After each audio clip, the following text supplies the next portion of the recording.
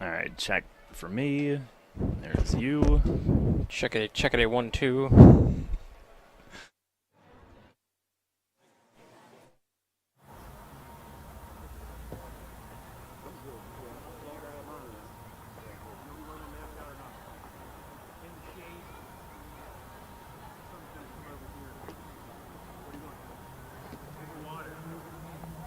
Now that we are in the green,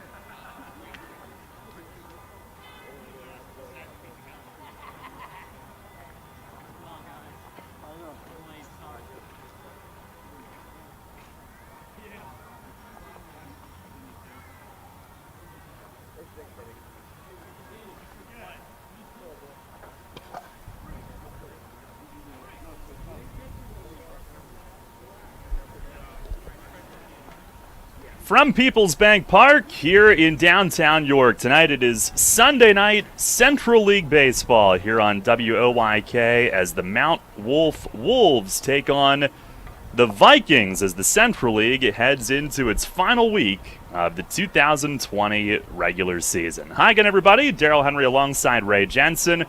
Welcome to local Men's League Baseball here tonight on Sports Radio 98.9 FM and 1350 WOYK. A beautiful summer night here in downtown York. Sunny. Temperatures have been around 90 today, upper 80s anyway. The board, which always reads a little bit hotter here, says 91. But it is a perfect summer night for baseball as our series continues. Had a great game in the Susquehanna League yesterday. And tonight, our first Central League action here on WOYK, although there have been many played here at the stadium this season. And Ray, these are two teams heading into the final week that have had disappointing seasons, certainly by their standards. Mount Wolf at 6-13, Vikings at 7-14. Both have struggled to hit at times, but both teams with good young talent. There's a lot of college talent on these rosters, and they have been two very good programs over the years in this league. Yeah, they really have. The Vikings and the Wolves, they know each other well, and as you mentioned, two teams that have had a tough go of it in the Central League, but they have some similarities. Both managers are going to be done after this season. Yeah. And they're trying to leave on a high note, and I think the Wolves and the Vikings are going to be playing really tough out there despite lower end of playoff stakes. Yeah, it's strange. Both managers have been with their teams for many, many years. Brian Shivert, who told us to just call him Rug, which is his nickname. This will be his final season after 4 as manager, but prior to that, he had been a player in the league with Manchester for 20 years. And Danny Deerdorf, who's the head coach at Northeastern High School, stepped in as manager of this Mount Wolf team this year, as some of their staff dispersed for the summer due to COVID concerns and guarding against that. So Deerdorf took over. He's been with this team as a player for 15 years, but this will be his final season. So both teams, neither will qualify for the playoffs. The Central League, for certain, is taking the top 4 teams, and there are basically 5 teams vying for those 4 spots, but no doubt, with a busy week ahead, I'm sure both teams want to finish strong for their guys who are in charge in the dugout. Yeah, I think for basically all these guys on the field today, it's a reward and an achievement for them to just get on the field in this year of 2020. I think just playing the game of baseball is a reward in of itself, despite a lack of a postseason for them. It really has been, and Vikings, the home team tonight, have taken the field for this one. We'll get you the starting lineups brought to you by flying feet. For Mount Wolf, they will have Mark Burnside at first base leading things off. Danny Deerdorf, the player manager, at second base hits second. Grant Hoover in center field will bat third. Steve Pokapek, the third baseman, is hitting cleanup. Dan Westfall in right field bats fifth. Jesse Sargent, the extra hitter, will bat sixth in this 10-man lineup. Reese Kaufman is listed as the DH and will bat seventh. Andy Srebrowski at shortstop hits eighth. Brian Jakubek will do the catching and hit ninth. And Kevin Ehrman is in left field hitting 10th. The Wolves with right-hander Ethan Phillips on the mound tonight, making his first ever Central League start. Again, it's Burnside, Deerdorf, Hoover, Pokapek, Westfall, Sargent, Kaufman, Srebrowski, Jakubek, and Ehrman for Mount Wolf. That lineup facing the right-hander for the Vikings, Ethan Zorbaugh, who goes through his warm-ups. He's just about ready. And the lineup surrounding him tonight for Vikings, Jaron Toomey leads off in center. Trent Ketterman, second baseman, hits second. Mike Santiago in left field bats third. Cole Bixler will catch and clean up. Grant Myers at first base hits fifth. Alex Rohrbaugh, the EH, will bat sixth. Juan Bernaldi, the designated hitter, hits seventh. Jeff Minot at third base will hit eighth. Rich Santiago in right field bats ninth. And Brock Gladfelder at shortstop will hit 10th. We are set to go here on a beautiful night in York. Big left-hand hitting Mark Burnside stands in. And our Dasher Investment Services first pitch tonight. It is over the outside corner, a called strike, and we are underway. 6:04 start time on the People's Bank Park timer. Sunny and 91 degrees on the board. As Zorbaugh delivers, and a swing and a comebacker. One hop back to the pitcher. He'll run to first, and underhand to Myers for the out. Good start for Ethan Zorbaugh, who's been the Vikings' go-to pitcher here this season. We talking to the skipper of the Vikings and Rugg, as he was asked to call him. Zorbaugh really has just been really selective and just smooth in his delivery so far. Here's Danny Deerdorf. First one is down and away, just missed. Now Deerdorf, the player manager, and he's hitting around 360 this year, second on their team behind Luke Turner, who's at 380, but not here tonight, as the next one is down and away. Wolves have struggled, though, as a team, hitting around 250, 260. That's down from where they normally are. Yesterday, they lost 5-4 to Dillsburg, 5 or 6 hits, as Deerdorf takes a strike on the outside corner. But Danny said they also had 5 or 6 rockets that were caught, including his, in the gap in the final inning with men on base. It's the 2-1. And a swing and a fly ball, right field. Rich Santiago started back, now comes in, slides, and cannot scoop it. It hits the grass as he'll lob it back toward the infield, and a misread ends up in a bloop base hit for Danny Deerdorf.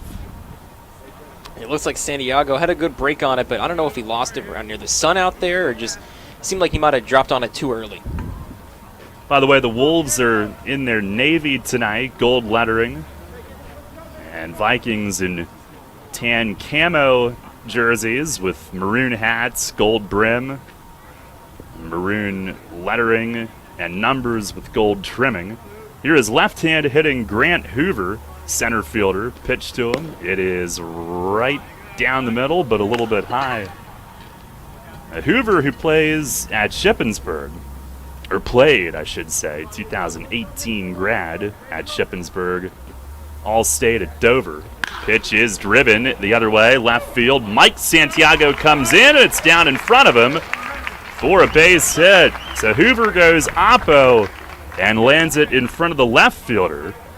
And the Wolves with a first inning threat, first and second with one out. Hoover's hit almost look identical to his skipper Deerdorf there, just a little more of a low-lining shot just in the opposite side of the field. Now here is Steve Pokapek, the cleanup hitter and third baseman. And he is also in his 15th year with Mount Wolf, just like his manager. First pitch from Zorba, catches the outside corner. That's a strike. Pokapek, who was the starting pitcher in the 04 Northeastern State Championship team, a game that we had on this station 16 years ago.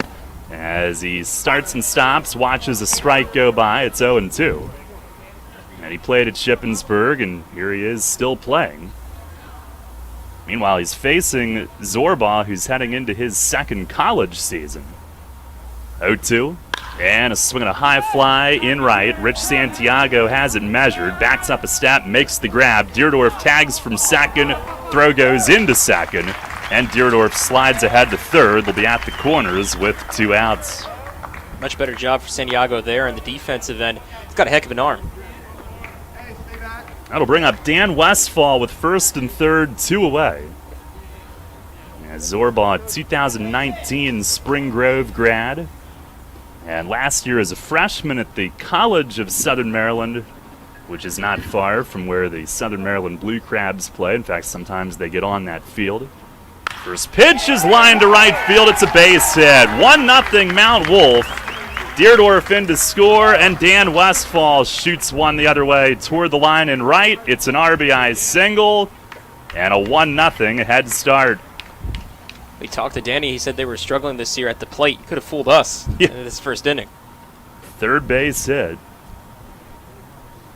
And here is Jesse Sargent, the extra hitter, who will step in from the left. Yeah, Zorba at Southern Maryland, as he fires and misses a little bit high. As a freshman last year, 3-0 with a 1.50 ERA. Put up great numbers. Pitch, it is swung on and missed. Kept that one down and away from the lefty. And he's been a utility player for Vikings as well, and he also batted and played in the field in college as a freshman. He fires, and a swing and a miss. Had some late run in on the hands of Sargent, who can't connect. Zorba, 6 feet, 160, primarily infield when he's not pitching.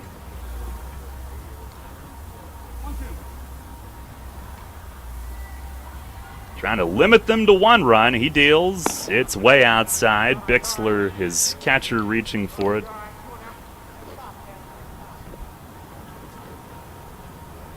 Sargent, a 2017 Temple grad. No batting gloves, goes old school, and he swings and misses. Zorba took some off, strikes him out. First strikeout of the night for the righty. But Mount Wolf strikes first, a run on 3 hits, 2 men left on. And at the end of a half inning, it's Mount Wolf 1, Vikings coming up.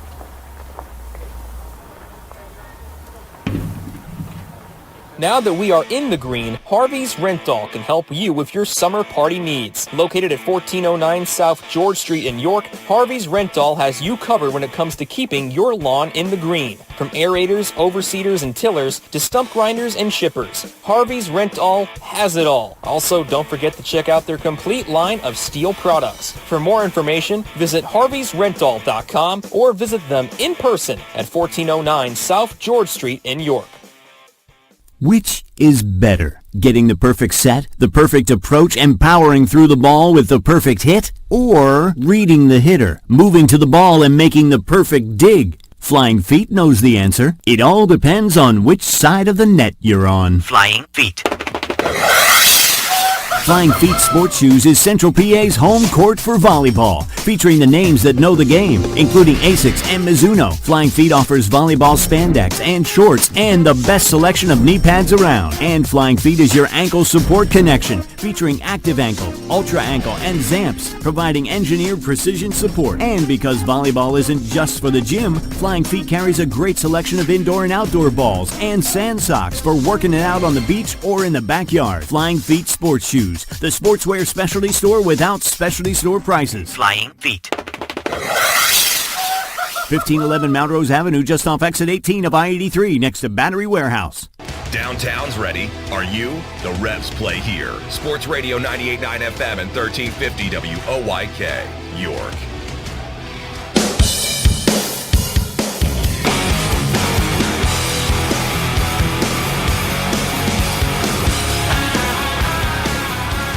Mount Wolf right-hander Ethan Phillips spotted a 1-0 lead for his first ever Central League start, and it comes here on the mound at Peoples Bank Park. Again, the Vikings lineup: Toomey, Ketterman, Santiago, Bixler, Myers, Rohrbaugh, Bernaldi, Minot, Santiago, and Gladfelder.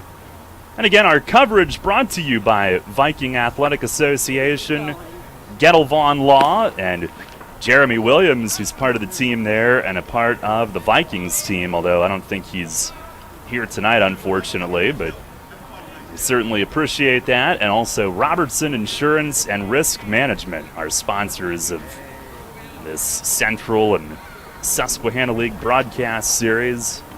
So a 1-0 Mount Wolf lead, 3 first-inning singles in the top half. And Jaron Toomey will lead things off. What a tremendous athlete. He played defensive back at Bloomsburg University. Outstanding baseball player, coming up with West York as well. And first pitch from Phillips is down and in.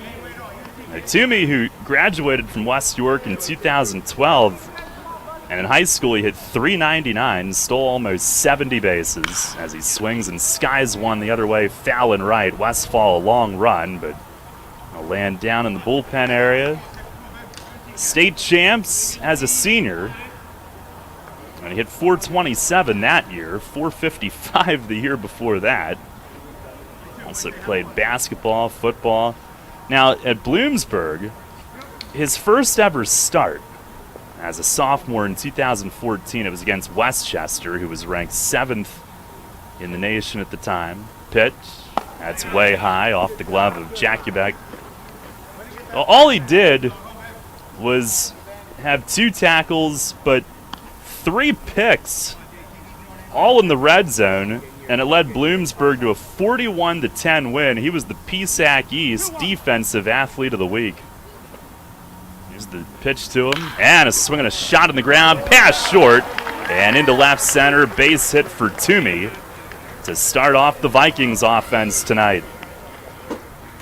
Quick burst out of the box by Toomey. He probably knew he was going to get at least a signal out of that, but not taking any chances. Good hustle from him. I'll bring up Trent Ketterman. Ketterman, a 2019 West York grad just last year. This Vikings team is very young. Ketterman, who also played football, pitched to him. That runs in tight. And his high school career hit .353. .431 as a senior. Stretch from Phillips. He fires. Look out. In tight. And it just missed the front arm of Ketterman. That almost clipped him. 2-0. Beautiful night here. The shadows creeping to the front of the home plate area. Phillips to the plate. And that one's across for a strike. By the way, we jumped in on the PGA Championship coverage. We will go back to that when we're done for the conclusion. Hopefully we'll be on in plenty of time for that. 2-1. Swing and a shot the other way toward the line and right, but it's slicing foul down toward the corner. 1-0 Mount Wolf here in the top of the first. And the top 5 in the Central League standings, it's pretty tight at the top. Jefferson, Manchester, Glen Rock, Mechanicsburg, Stoverstown all vying.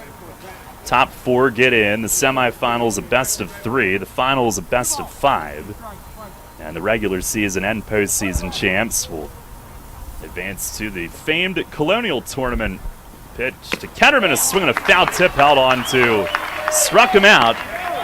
And Ethan Phillips with the K has his first out of the night.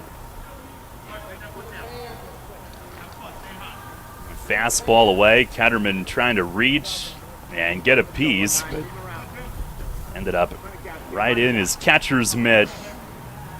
Jakubek hanging on to it. Here's Mike Santiago now. He plays left. His brother Rich has the start in right. And Phillips steps off, turns, and looks over at first. Phillips 5'9", 175. He deals, and it is down low. He's from Stewartstown. Comes all the way to northern York County to play, but I'm sure it's worth it to him. Former Kennerdale Ram, he deals, and a swing and a ground ball left side at third. It's scooped by Pokapak. Looked at second, thought better of it, and makes the long throw across to first. 2 down. Toomey does advance to second on it. And a runner in scoring position for Cole Bixler, who's the Vikings' leading hitter this year at .314.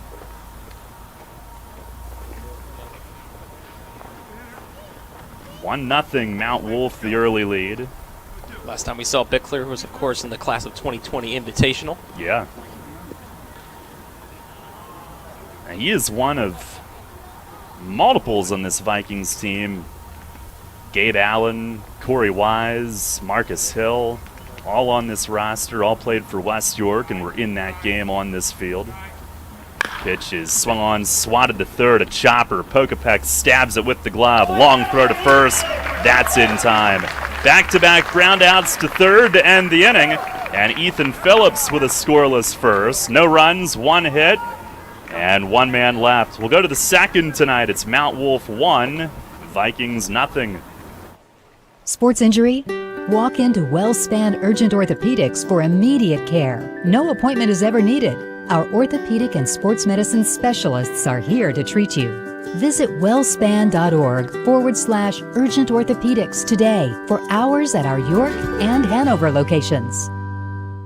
There's a lot of talk out there about good health care. We all want a good plan. But step outside and take a good look at all those beautiful trees and shrubs in your yard. Do you have a plan to maintain their good health? Heritage Lawn and Landscape Care has a veteran staff of 12 fully licensed and trained tree health care professionals to rely on, including 10 certified arborists and 3 PA certified horticulturalists. So don't let your trees and shrubs fend for themselves against Mother Nature. Visit heritagelawnandlandscape.com and get world-class care right in your backyard.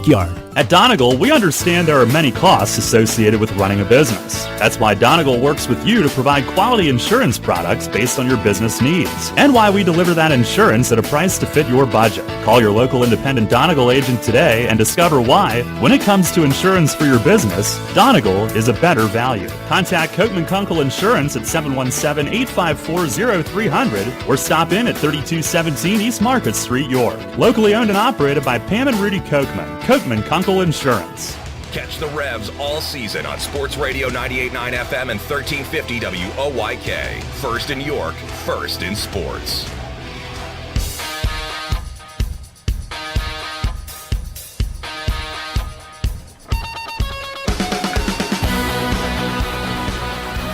Maybe catch them next season.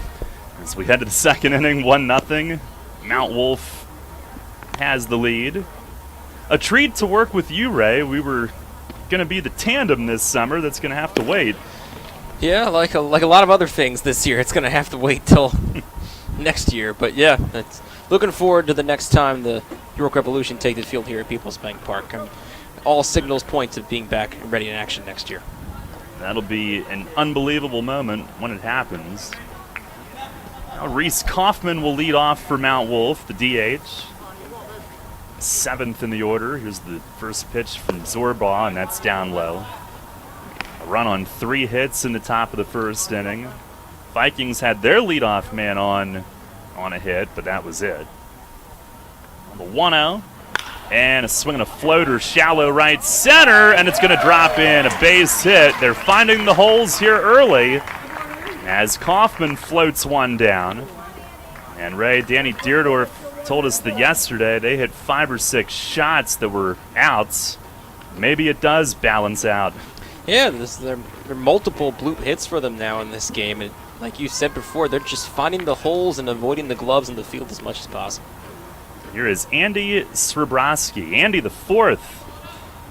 His dad also on the roster. His dad, who played at West Virginia in the mid-90s. First pitch is a called strike on the inner part of the plate. Deerdorf, who was a standout pitcher at West Virginia 7 years ago. Mountaineer connection here. There's the stretch and the 0-1, and that misses off the plate away. Mount Wolf brings Wolfie along. It's in the dugout during the game. Pitch, it is swung on, dribbled to first base. Myers has it, throw to short for one, back to first, not in time there. Myers threw a strike to Gladfelder for the force, but Svrbrowski able to leg out the turn. So he'll replace Kaufman at first base, a one-out runner, and Brian Jakubek will come to the plate. But what do you think Wolfie is made of, Ray? I didn't hold him. It's not like ceramic, is it? No, it didn't look stuffed either. It wasn't breathing at any point. No, I don't think so. First pitch to Jakubek is off the plate away. Reminded me of one of those, you buy those owls if you're tired of birds on your porch and doing what they do typically on porches. Look, remind me of one of those. Yeah, good call. Pitch, it is in at the knees for a strike. Jakubek started but stopped. Back in the day, I used to, the route that I would take to York College, there was a front yard with a deer, and every day I thought it was about to run into the road, but it never moved. It was a ball in tight. Do you one better? When my brief stay in Hagerstown, I would drive down, there was a Sasquatch cutout. And I swear that scared the bejesus out of me one night coming home. He's a swinging a foul back upstairs, 2-2 now. I was a believer for a hot minute there. Everybody could use a Sasquatch cutout in their lives. Wonder what possessed them to put up one of those. By the way, Jakubek, a York College Spartan. Pitch, it's high and tight. And there are a handful of Spartans on this Mount Wolf team. Danny Deerdorf was a pitching coach at YCP a few years back. And got back into the high school game, now the head coach at Northeastern. Pitch is up high, good eye. Over the plate, but tall. And Jakubek heads to first. It's the first walk of the night. Puts 2 on with 1 out for Kevin Ehrman. Jakubek played 4 games as a freshman this spring before things got shut down. A 2 on for Ehrman. First pitch is in tight. Zorbaz flirted with nearly hitting a couple of Wolves now. But Ehrman didn't budge, just let it go on by. 1-0, and that's right down the chute for a strike. Ehrman is a college teammate of Mount Wolf's starting pitcher tonight, Ethan Phillips. They're both at Wilson College. Pitch to him, a swing and a ball beaten down foul at the plate.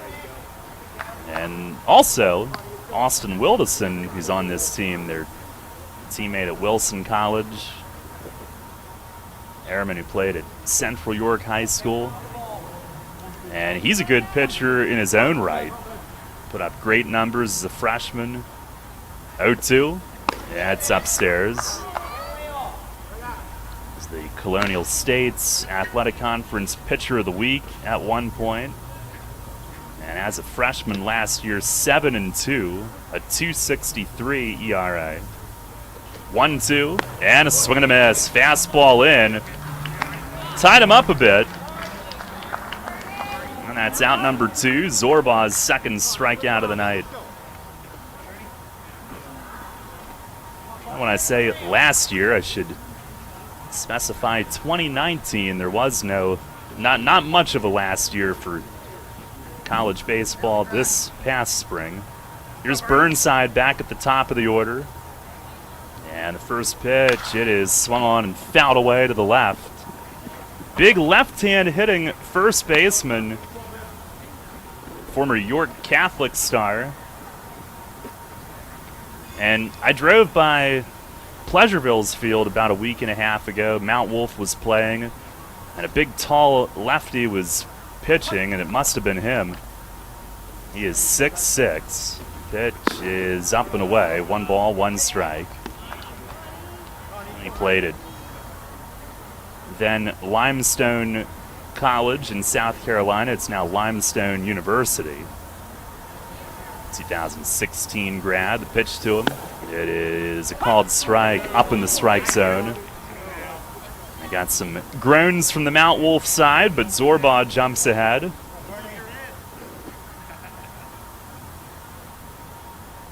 It's a Division II school, Limestone.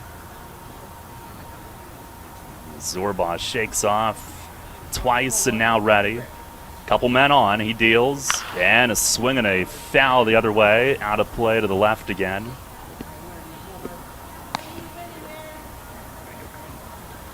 Burnside, he was a YAIAA All-Star at York Catholic, also All-County in basketball for the Irish. And in baseball, played in the prestigious California Winter League at one point, as a changeup misses high.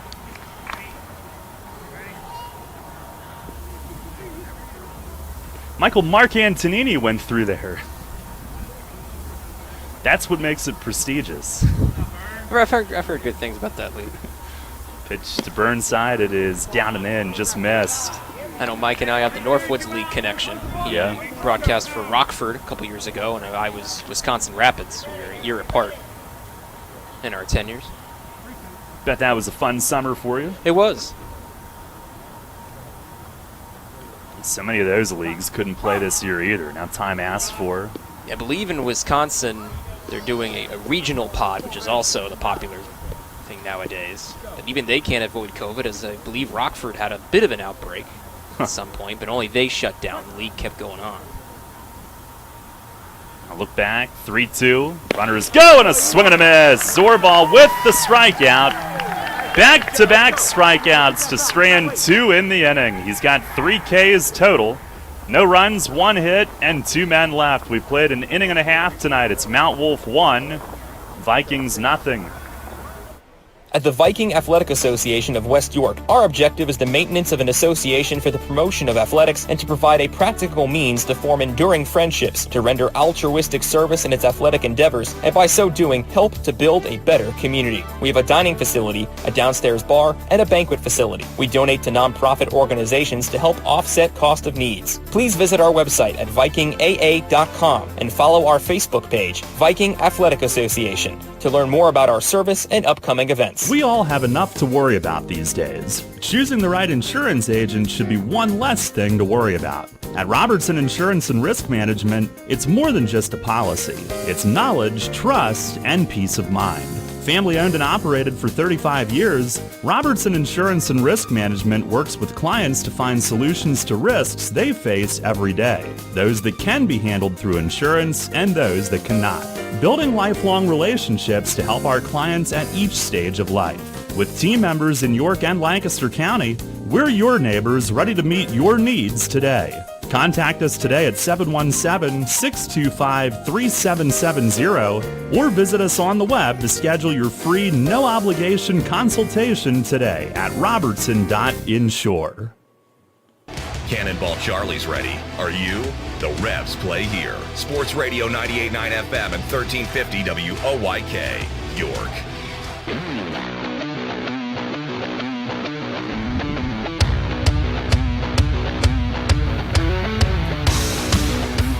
Still a 1-0 Mount Wolf lead.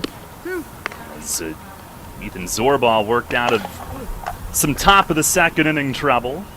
We go to the home half. Grant Myers, Alex Rohrbaugh, Juan Bernaldi will come to the plate for Vikings this inning. For Mount Wolf starter Ethan Phillips, it was a leadoff single allowed, but retired the next 3 after that. Again, today is his first Central League start. Pitches at Wilson College. He's a 2021 class of the Phoenix. Wilson College Phoenix. Airman, a 2022 class. Grant Myers digs in. He is Vikings' leading home run hitter with 4 on the year. Left-hand power bat in the middle. First pitch is off the plate away. I noticed that Phillips has been having some trouble with his hat, which ends up on the ground in front of him. Throwing hard. Myers has that shin guard on. It's the 1-0. That misses upstairs. My take on that is like, why not? I would wear it. I mean, I guess some guys it bothers them, but it's one less thing you have to worry about. Get comfortable in there. Pitch.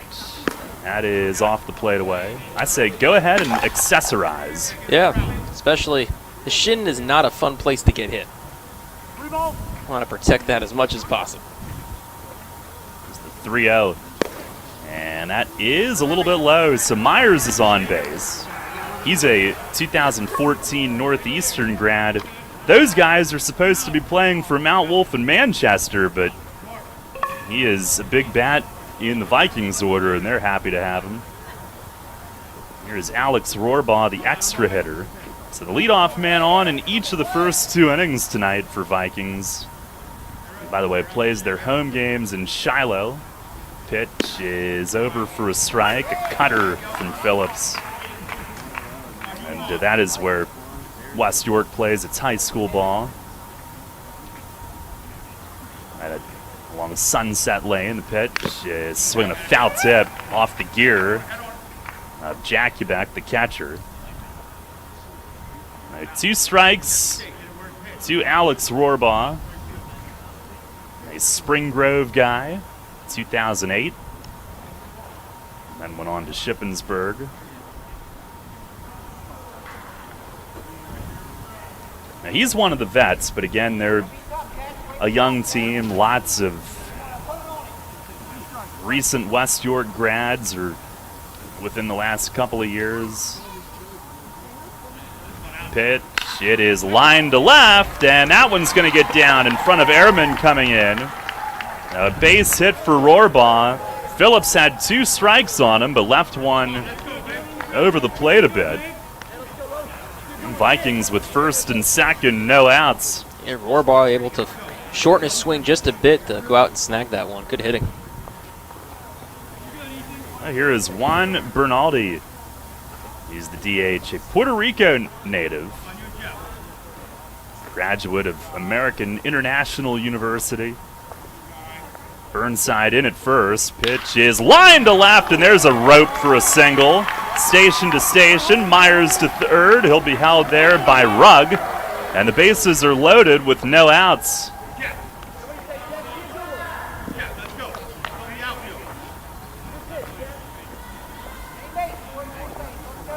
Both of these teams at times this year have been offensively frustrated.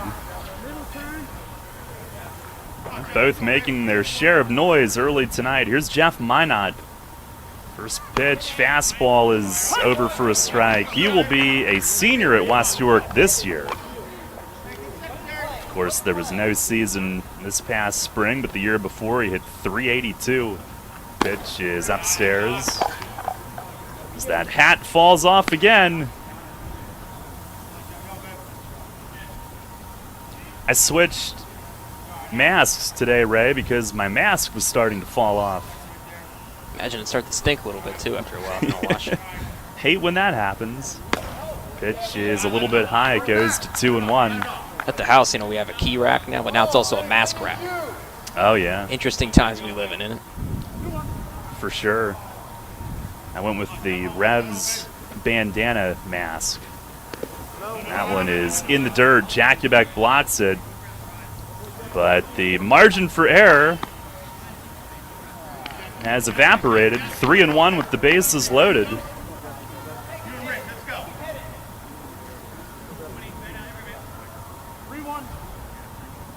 Minot digs in.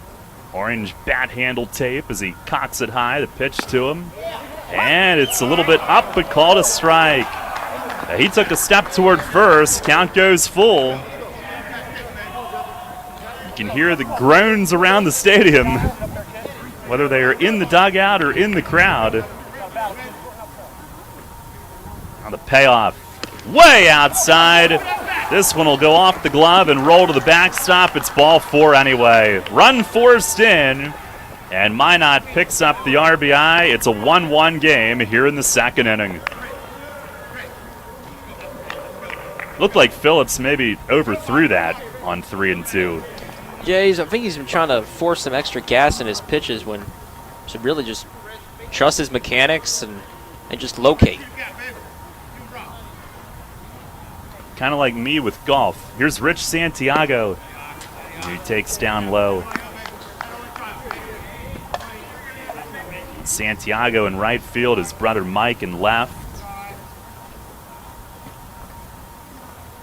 Pitch, swing, and a tap foul, third base side. Rich, who graduated from West York in 08, then played at Hartford Community College.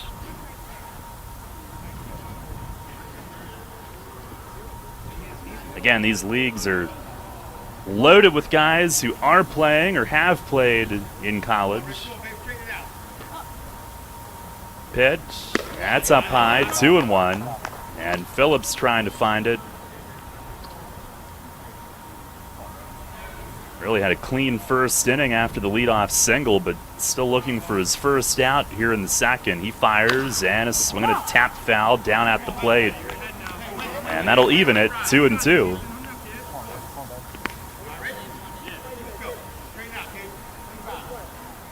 The 10th hitter in the order, Brock Gladfelder, waits on deck. A 1-1 game here in the second inning. Mount Wolf and Vikings next Saturday at 6. We will have Pleasureville and Jefferson to wrap up our broadcast schedule. And then we cross our fingers for high school football. Here's the 2-2.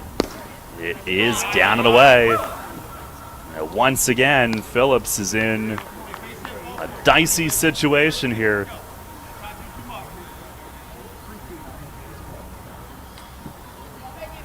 Still no outs. Full count with the bases loaded.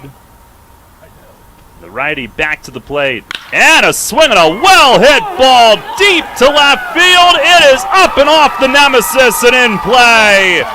2 runs will score. It's a 2-run double as Santiago pulls into second. Hands clapping and drills one off the boards in left, about a third of the way up. And a 2-run double gives Vikings the 3-1 lead. It looked like that one had the arc for a minute. The Navy cleared the arch nemesis, but then it just died out right in front of the local IQ sign. But goodness, Santiago just absolutely crushed that one to the arch nemesis. And a tough spot for Phillips. The pitch count climbing. The longer that goes on, the more likely a mistake is. And here's Brock Gladfelder, second and third, still no outs. First pitch is down and away, that misses. I don't think Phillips has been able to induce a ground ball in this inning. Everything just seems to be hard hit.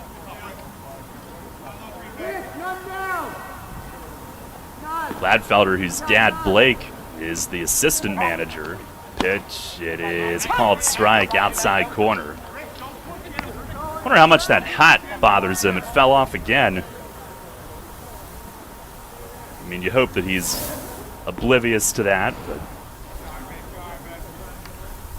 me and my OCD, I'd be going nuts. Some guys like the loose lid. Pitch, breaking ball. Look at that thing bend down in for a strike. 1-2. He might want to feature that a little bit more tonight. Drops in the big hook. Now ready, delivers. Fastball, strike 3 called. In on Gladfelder, who's punched out. And after that big sweeping, tumbling curve, he buzzed him in with the fastball and froze him. I think after giving up that big hit to Santiago, he was able to just breathe a little bit and refocus, and it paid off with a strikeout of Gladfelder. That is out number 1. Here's Jaron Toomey back at the top. Oh, look out. Curveball slipped. Didn't hit him, but it stayed way inside, 1-0. And that sounds like the Dugout bench or bat rack just was on the receiving end of some frustration. 1-0. That is off the plate away. Toomey, who singled his first time up.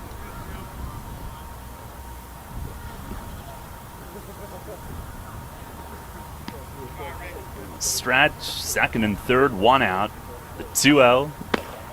That misses high. Trent Ketterman in the 2-hole waits on deck.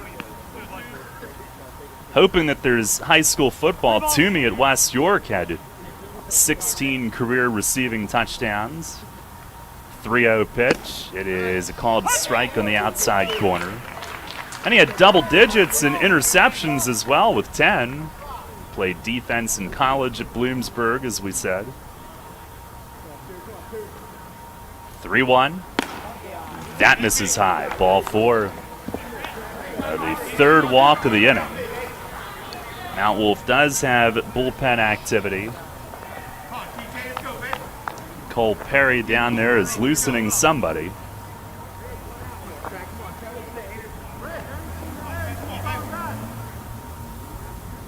Three runs home in the inning. Here's the 8th batter of the inning. Bases loaded again with 1 out. Trent Ketterman, the hitter. First pitch off the plate outside. It's a 3-1 Vikings lead.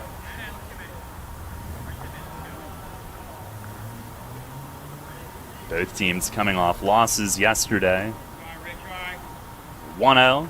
Swing and a miss. Phillips kept it down. Ketterman couldn't connect.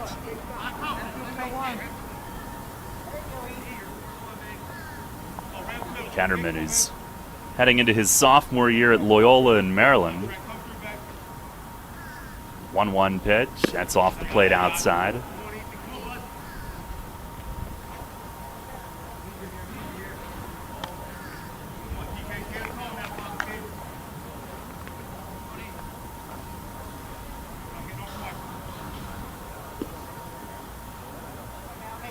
Been a long inning for Phillips. The 2-1. Swing and a line drive, base hit, center field. Minot is in to score. Everybody up a base. Throw into the mound is cut by Burnside. And that'll make it 4-1. Trent Ketterman with a loud ringing RBI single up the middle. It's a 4-run inning.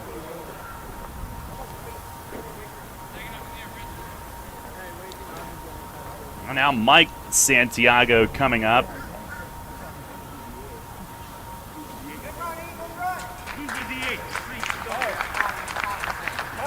That'll be it for Ethan Phillips, who's lifted.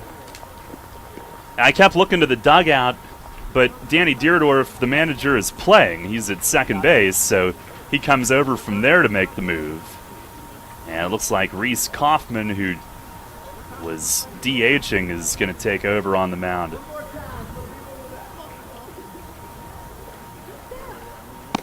And that is our move. So pitching change brought to you by Maple Donuts here in the second inning. And Kaufman will slide in from the DH spot. 4-1. Vikings on top. And Kaufman, who just graduated from Redland High School. And he'll be playing baseball at Penn Tech. When college action gets going again.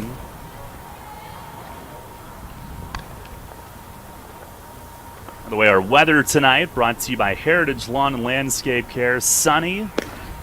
Board's still reading 91 degrees. Not sure that it's that any longer, but it's in the mid-80s anyway.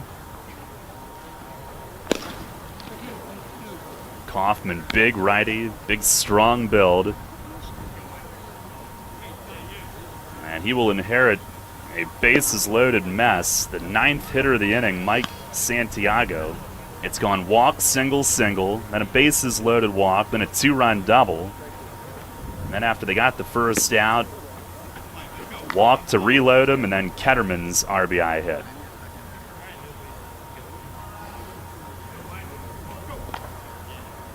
So loaded with Vikings. By the way, a few years back, Ray, had we done a Vikings game, we'd have seen Greg Kinneman, who was playing, and his son Brett, who went on to start NC State and got drafted by the Pirates. He played for that team with his dad for some years. Yeah, well-known names, and Kinnaman, a strong baseball name, of course, in the area. And both these teams with long, proud traditions. And here's Mike Santiago, 4-1, Vikings lead it. Pitch to the 3-hole hitter is a called strike, inside corner. Santiago, who bounced out to third base his first time up. Here's the 0-1. Breaking ball, hovers across, strike 2 called.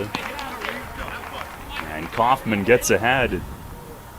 Santiago, who graduated from West York in 2014, part of his state title teams. The pitch, swing, and he fouls it against the netting. And he played in college at Allegheny in Maryland.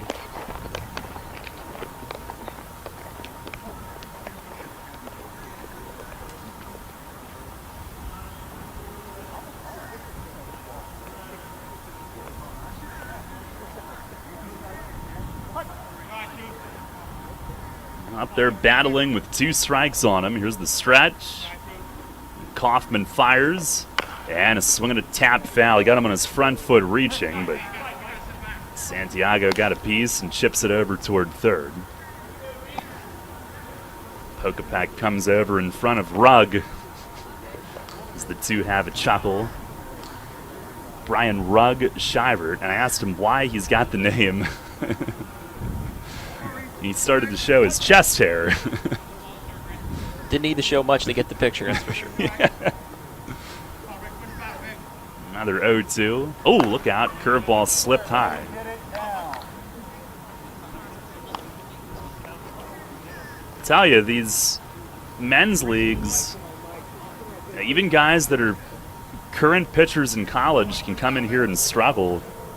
Ethan Phillips, current Wilson College guy.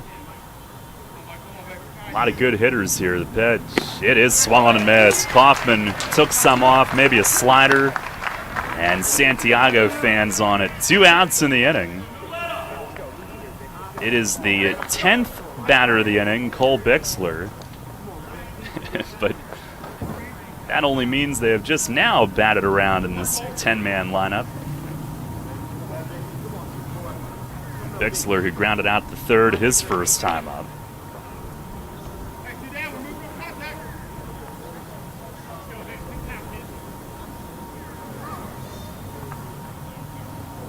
Their team's leading hitter at 314.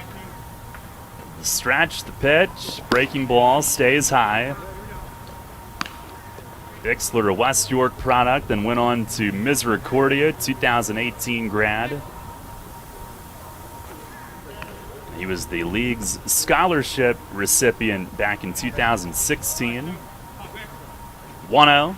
And a ground ball, left side. Pokapak lets the shortstop take it. A long throw. Swarovski can't get him.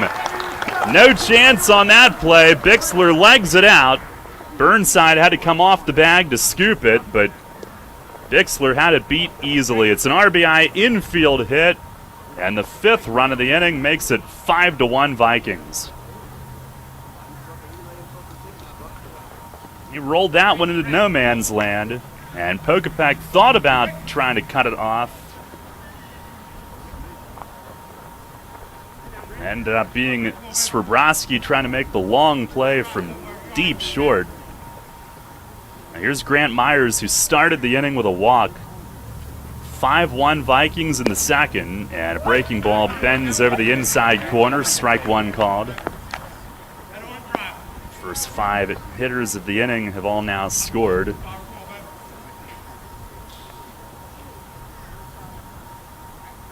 The 0-1, and a swing and a chopper right side. Deerdorf from second has to come up. He's got it. Short throw over to first, ends the inning.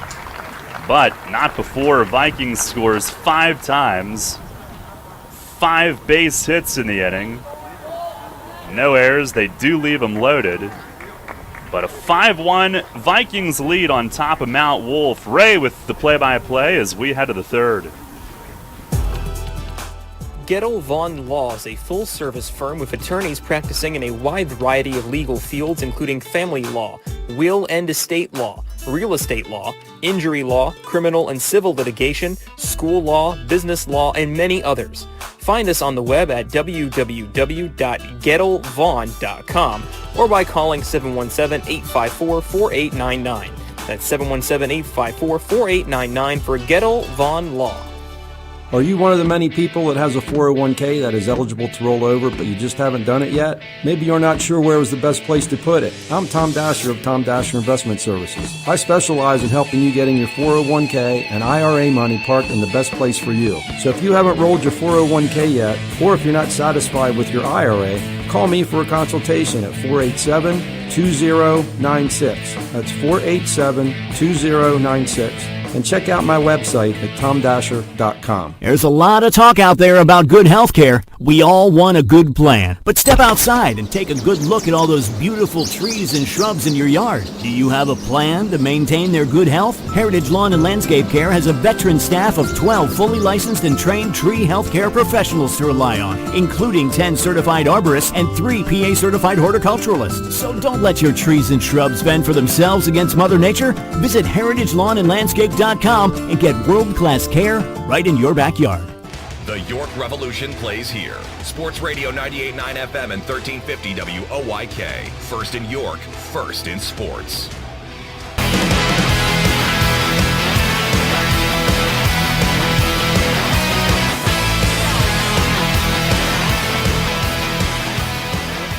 Ray Jensen here with you as we take over the play-by-play for the next 3 innings.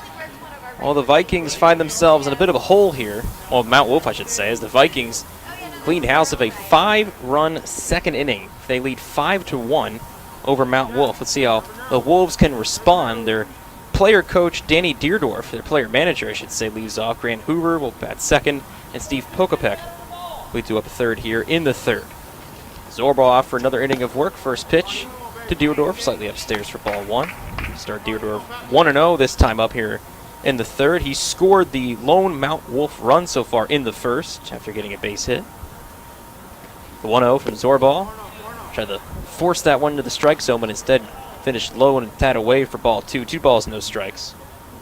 RBI went to Dan Westfall in the first to score Deerdorf. 2-0 from Zorball. That finds the Paul in center square for strike one. 2 balls, 1 strike on Danny Deerdorf, who has quite the mustache. We talked to him earlier this afternoon. Almost vaudevillain-like, but couldn't have been a nicer guy. 2-1. I don't miss inside below the knees for ball 3. 3 balls, 1 strike now on Deerdorf. I think Sparky Lyle would be proud of that one. Oh, yeah. The handlebar.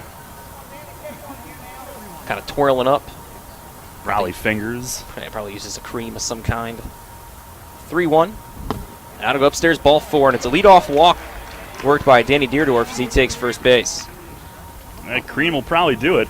But what a strange season he's had where he thought he was going to be head coaching Northeastern, has to guide those kids through the shutdown, and ends up taking over managing this team because of COVID and some of their guys bowing out for the year. Yeah, some doors closing and others opening this year for some others. First pitch now, new batter Hoover misses. 1-0 to start Grant Hoover, who singled in the first but was stranded at second. Zorball agrees to the signs of Bixler. Fires the 1-0. That finds his zone for strike one. It's count to 1 ball and 1 strike on Grant Hoover, playing out in center field today. Hasn't seen too much work out there. Open stance from the lefty bat. As Hoover waits the next offering from Zorball, who delivers the 1-1. Up and a tad away for ball 2. 2 balls, 1 strike now for Hoover. Hoover up, Pokopek on deck. Westfall in the hole currently for Mount Wolf. And the 2-1 swung on and missed. Oof, what a hack by Hoover. Just couldn't get it. Foul tipped it maybe into the glove. If that, a Bixler. 2 balls and 2 strikes. Now for Hoover. already ready. Those bright colored cleats. 2-2 swung on by Hoover. Ground ball to second. Ketterman has it. Scoops to the shortstop covering in time at second, but cannot get the play at first. So it's a fielder's choice that gets Deerdorf out at second. Put out goes 4-6. But the exchange runners is Hoover now on at first with the fielder's choice with 1 out. Ketterman may have had a little trouble getting it out on the transfer, but it was chopped and Hoover runs well. That was going to be 1 out anyway, not a double play ball. Now Steve Pokopek flew out to right field for the second out in the first, his first time up. First pitch from Zorbaugh. This misses away for a ball 1. 1-0 the count to start the vet for the Mount Wolf Wolves. Quick nod from Zorbaugh. Now fires the 1-0. This inside near the stomach of Pokopek for ball 2. 2 balls, no strikes. And that's crazy to me, Ray, because my first broadcast on this station was when he was in high school. I think I was 11 years old. I'm doing the math right back those days. Maybe he was in 6th grade. I don't know. They're all hazy. 2-0. That finds the zone for strike 1. Loses the count 2-1 on Pokopek, who has a fine glove from what I've seen at third base. He still got it. Flashing the leather a little bit earlier on this afternoon. Zorbaugh the 2-1. Bit of a check swing, and you can hear Pokopek kind of grunt to himself in frustration as it maybe got the bottom of the bat. He tried to offer and thought better of it, but it glanced off the lumber. So 2 balls and 2 strikes now for Pokopek. Back in the box in the slightly open stance. Zorbaugh ready with the ball and glove. Runner going at first as the pitch swung on by Pokopek. Grabbed by Minot at third. Throw it across the corner. That is in time.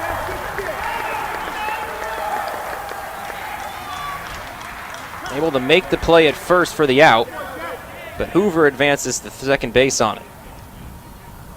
Yeah, he's got good speed. That moves him up. Minot a good job to stay with it. Had to go to his right toward the line. Looked like he slipped a little his cleats, but recovered. The throw was a dart, and it was accurate.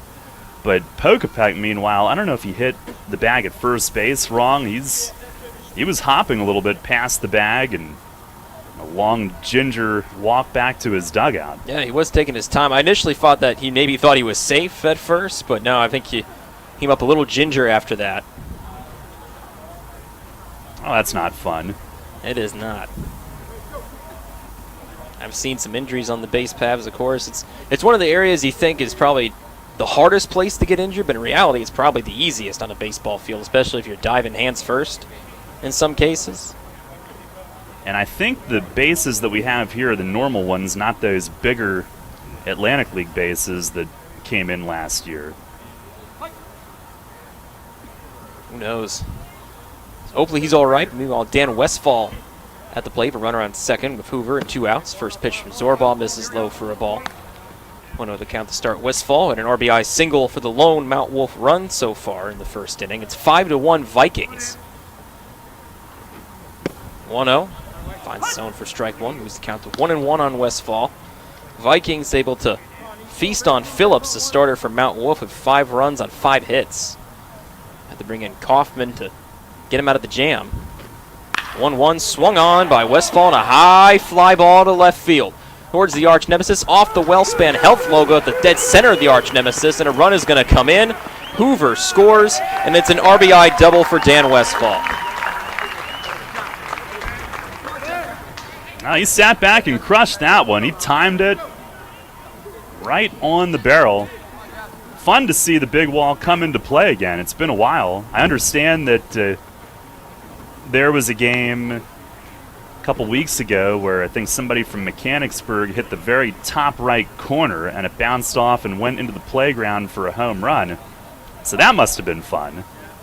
But good to see the big fella get some action out there again. Makes it 5-2, still a Vikings lead. First pitch to the new batter, and Sargent smacked off to the upper part of the deck. I don't think it came back down. Starts 0-1 for the extra hitter. I guess now the DH. With Kaufman now the pitching. Next offering, the 0-1 is in there for a strike at the outside edge. Sargent not happy about that. Takes a couple of steps out the batter's box and not good body language show his disagreement. 0-2 the count regardless for Sargent as the next offering from Zorbal. That one inside to the knees for a ball. 1 ball, 2 strikes the count.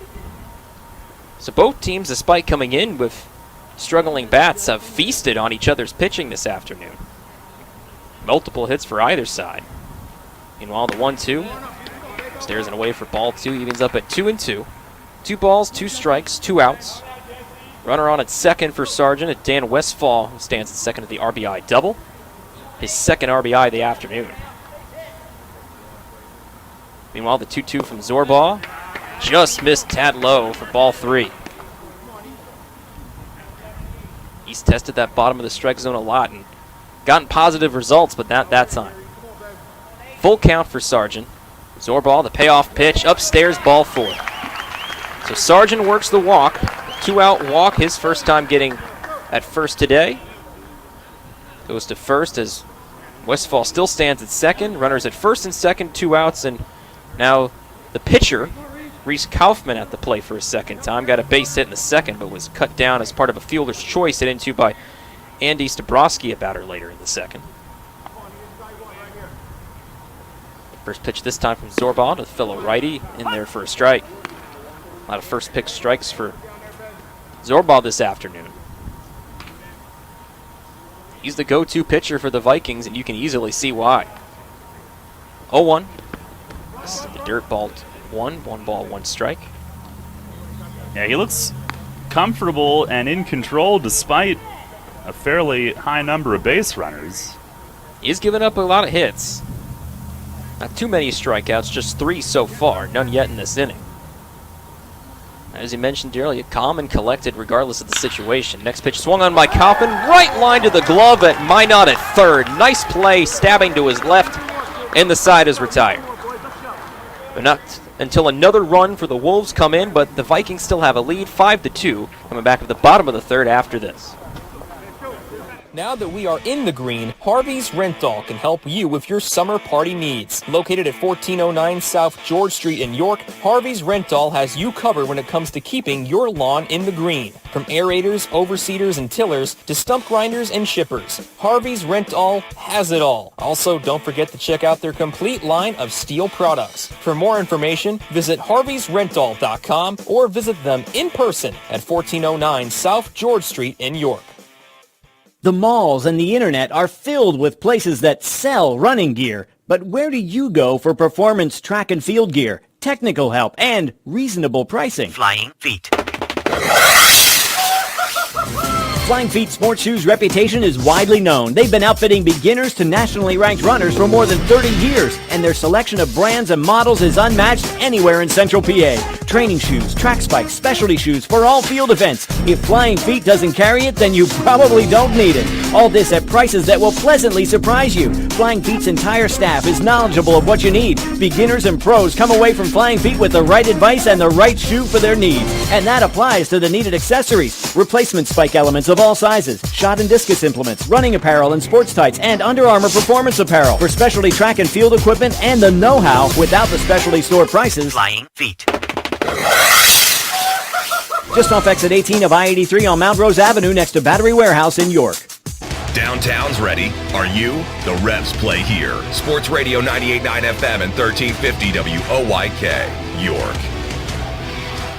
Going into the bottom of the third here at Peoples Bank Park, part of our coverage of Central League Men's Baseball. It's brought to you by Viking Athletic Association, Gettle Vaughn Law, and Robertson Insurance and Risk Management. I'm Ray Jensen here with you. It's a 5-2 ball game with the Vikings in the lead and looking to add to it. Their 3-run lead as the Wolves are able to respond to their big second 5-run inning by the Vikings, but only with just the 1 run. Dan Westfall having a heck of a game already. 2 RBIs of a single and a double respectively, but still not enough to get to overtake the stout Vikings offense. Reese Kaufman out for more work on the mound, who took over for Ethan Phillips in the second after he ran into a spot of trouble. His final line, 1 1/3 inning, 5 earned runs on 5 hits, 3 walks, 2 strikeouts. Start things off for the Vikings here in the third inning. It'll be Alex Rohrbaugh, the extra hitter. Base hit and later scored in that big second inning. Kaufman set, the glove near the chin, now turns and fires the first pitch. Catches the inside part of the zone for strike one to start Alex Rohrbar 0-1.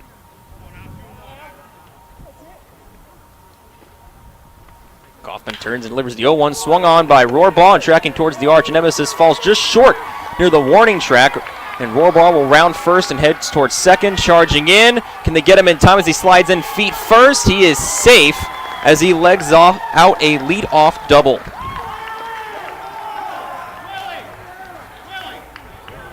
Rohrbar really had to chunk through the engine on that one. He looks like he slid in. He's stepping up a little gingerly.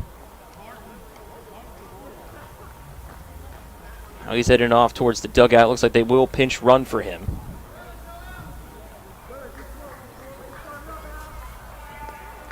I believe Willie Martin, see number 14, heading out there. He will pinch run for Rohrbar after the leadoff double.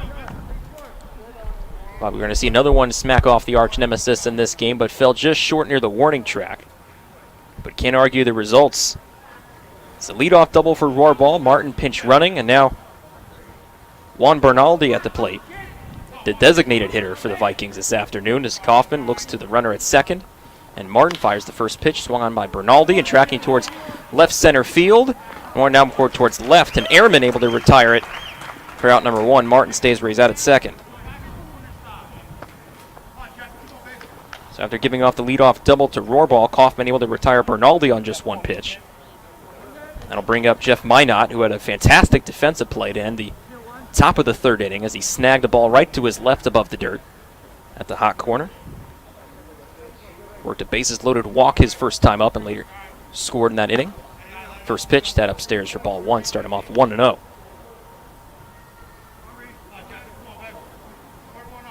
Kaufman of his non-glove hand behind the back of the ball in it. Now ball in the glove as he looks towards second.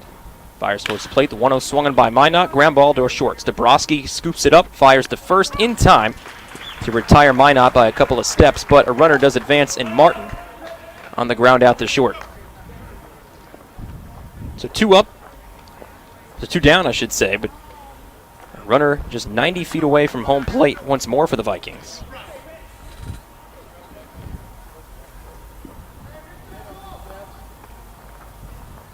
Rich Santiago now up for his second time. Two-run double the last time up and later scored. It's the final run to cross home plate for the Vikings in the second. First pitch in there for strike one. Kaufman starts Santiago 0-1. Seen a lot of him and his brother Mike today, and Rich.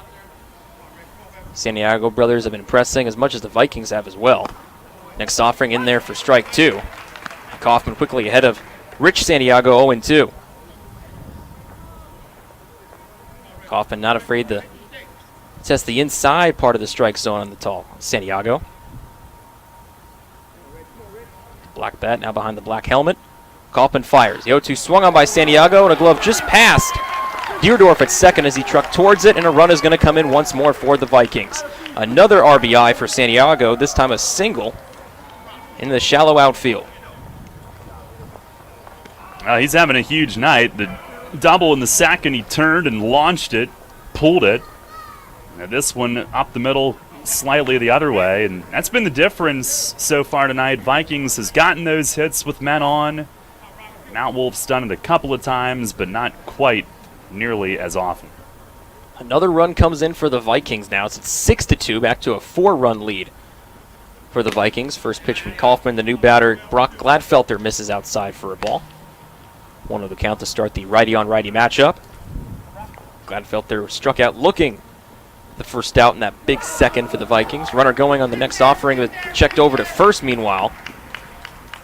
Throw went awry, and Santiago jumping on that one as he heads to second base on the error. Kaufman tried to get him on the quick turn and just couldn't get there. I think runner in scoring position. Sorry, Ray. I think Burnside might have had to reach across into the runner there. Next offering, swung on by Gladfelter and pops straight up, but back towards us a little bit. Now slightly to the left as it falls into the stands.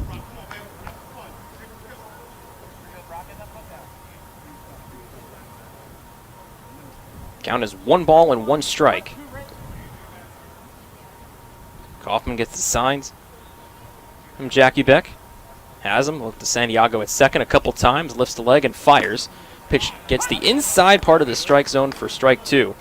1 ball and 2 strikes. Breaking ball just dropped right in there in the inside edge. Shakes off the next signal from Jackie Beck and agrees to the second. A couple of head swivels, and now he steps off for a tad. Well, you have to respect the breaking ball now. He's proven that he can get it over and throw it for a strike. He had trouble locating it early on, but he seems locked in, that's for sure. Next pitch from Kaufman, swung on by Gladfelter, and that'll fall in the shallow center for a bloop single. Santiago thought about rounding third, but a nice throw back in from Hoover made him think twice about it. Single for Gladfelter, and now the runners at the corners with 2 outs. Now back to the top of the order with Jaron Toomey. You're not kidding about that throw. Hoover was able to get a good jump on it and go all the way through it and get his speed through the ball right toward the plate. Didn't have to angle either way. It was straight in front of him. And he got everything behind that throw. It was 1 hop and right on target. Toomey up for his 3rd time this afternoon. First pitch from Kaufman. It's in there for a strike. 0-1 to start the first meeting of Toomey versus Kaufman. As Kaufman came in the second after Toomey had faced Phillips for the second time. The 0-1. Swung on by Toomey. Foul ball, first base side. Given a look was the right fielder Westfall, but no play to be had. Count 0-2 on Toomey, who has yet to be retired today. Base hit and a walk.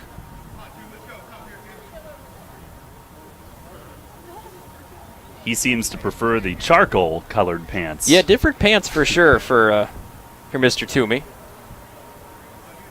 Easy to spot him out there in the field, though. I guess he missed the memo. Kaufman a look at first with Gladfelter. He is set, now fires the 0-2. That bounces away from the glove of his catcher, Jackie Beck, and Gladfelter immediately jumping on the opportunity, heads to second base. I think if that would have been blocked over to the right, we might have seen Santiago try to try it from third. It was blocked toward third, and it went about halfway up the line, but with it coming toward Santiago, he had a really good look at it, decided to play it safe. So on the wild pitch, Gladfelter moves into scoring position, along with Santiago, who still stands at third. Now the 1-2, swung on by Toomey, fouls it off once more, but this time back to the netting. We'll do it once more to 1-2 count. Score is 6-2 in favor of the Vikings. Both teams trying to end the season on the high note. No playoff stakes to be had in this one. Just good old-fashioned baseball. Next offering, called, strike 3. Toomey's run up and retired for the first time at the plate this afternoon, and the side is retired with it. But another run comes in for the Vikings. They lead 6-2 over Mount Wolf. Let's see if the Wolves can respond with a big inning of their own coming up in the top of the 4th. This is Kevin Smith of Smith Wealth Advisory Group. It's been said that wealth is the ability to fully experience life. Experiencing life fully is difficult at this time, but do know that the ugliness of the storm determines the beauty of the rainbow. The rainbow that is coming will be the most beautiful one yet. Like the blossoms of spring following a brutal winter, life will emerge for us to fully experience and appreciate again, perhaps in new and profound ways. We got this. Together, we'll get through it. Stay healthy, be well, and be safe. Money and business are essential to the strength of a community. So is cheering and celebration and music and fun.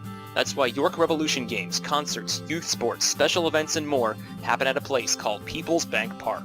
People's Bank has been serving the community for more than 155 years. Always cheering, always celebrating, always committed to the things that make our communities great, and to you having a great time at People's Bank Park. People's Bank, member FDIC, equal housing lender. When you work with an independent insurance agent, you put the power of choice to work for you. Independent agents know several companies and their coverages, which means more options. And because companies like Donegal Insurance Group use the independent agent system, you not only get quality insurance, you also save money. The independent insurance agent system. Discover the power of choice. Contact Kochman Kunkel Insurance at 717-854-0300 or stop in at 3217 East Market Street, York. Locally owned and operated by Pam and Rudy Kochman. Kochman Kunkel Insurance. Catch the Revs all season on Sports Radio 98.9 FM and 1350 WOYK. First in York, first in sports.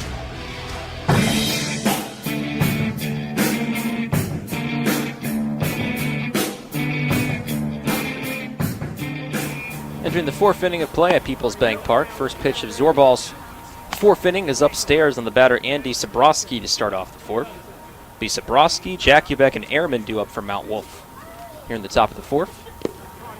Next offering misses for ball two. It's 2 balls, no strikes on Sabrowski. Scores 6-2 in favor of the Vikings over Mount Wolf. Ethan Zorball, the starter for the Vikings. Just 2 runs allowed on 5 hits. 2-0, swung on by Sabrowski and tracking towards shallow right field. Little drop short and a base hit. Right in front of Rich Santiago. Leadoff single for Sabrowski. Just able to turn on that one and pull it to shallow right. And Zorball tonight has bent but has not broken. And that's the 3rd straight inning that a leadoff man has reached. Every inning, one of the first 2 has reached, but he has stranded 2 in each of the first 3 innings, limiting the damage. First pitch, the new batter, and Brian Jakubek, the catcher, is in there for strike 1-0-1 the count to start Jakubek. Worked a 1-out walk in the second inning. Check over to first as diving back is Sabrowski in time. Well, still 0-1 the count for Jakubek at the plate. Zorball has the signs from his catcher Bixler. Nods a few and now fires that offering. The 0-1 in there for strike 2. No balls and 2 strikes to count and moves up for Jakubek.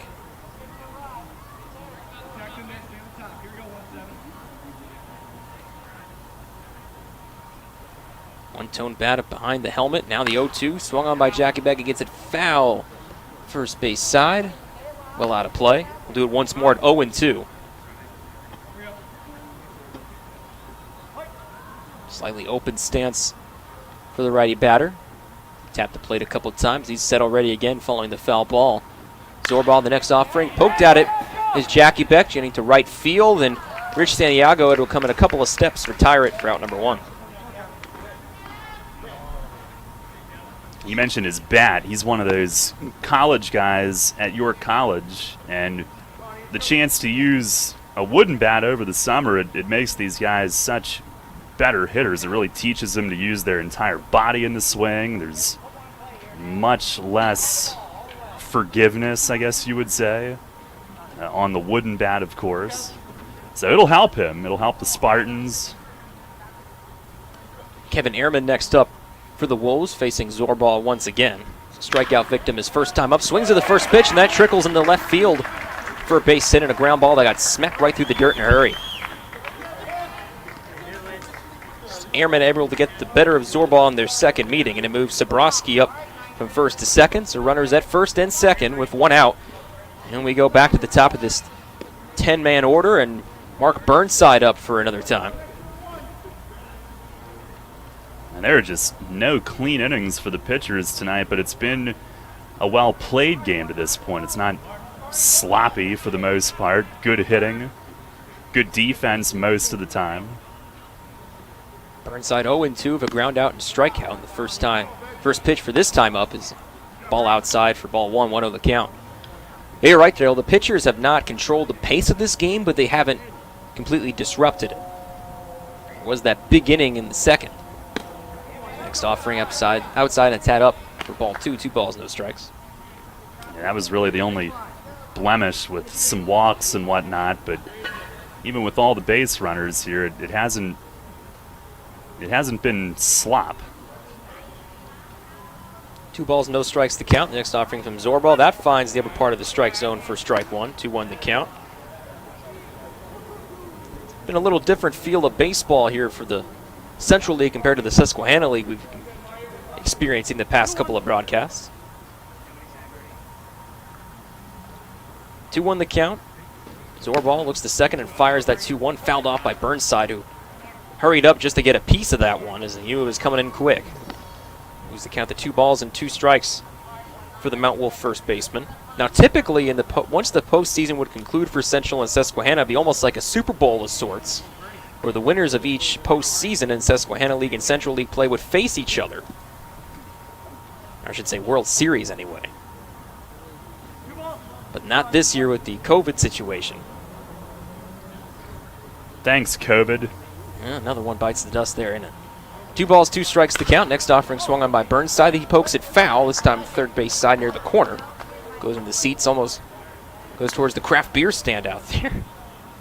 I remember 2005 or 6, maybe both years, on WOYK, sitting at Mount Wolf at the top of their grandstand, broadcasting some of those.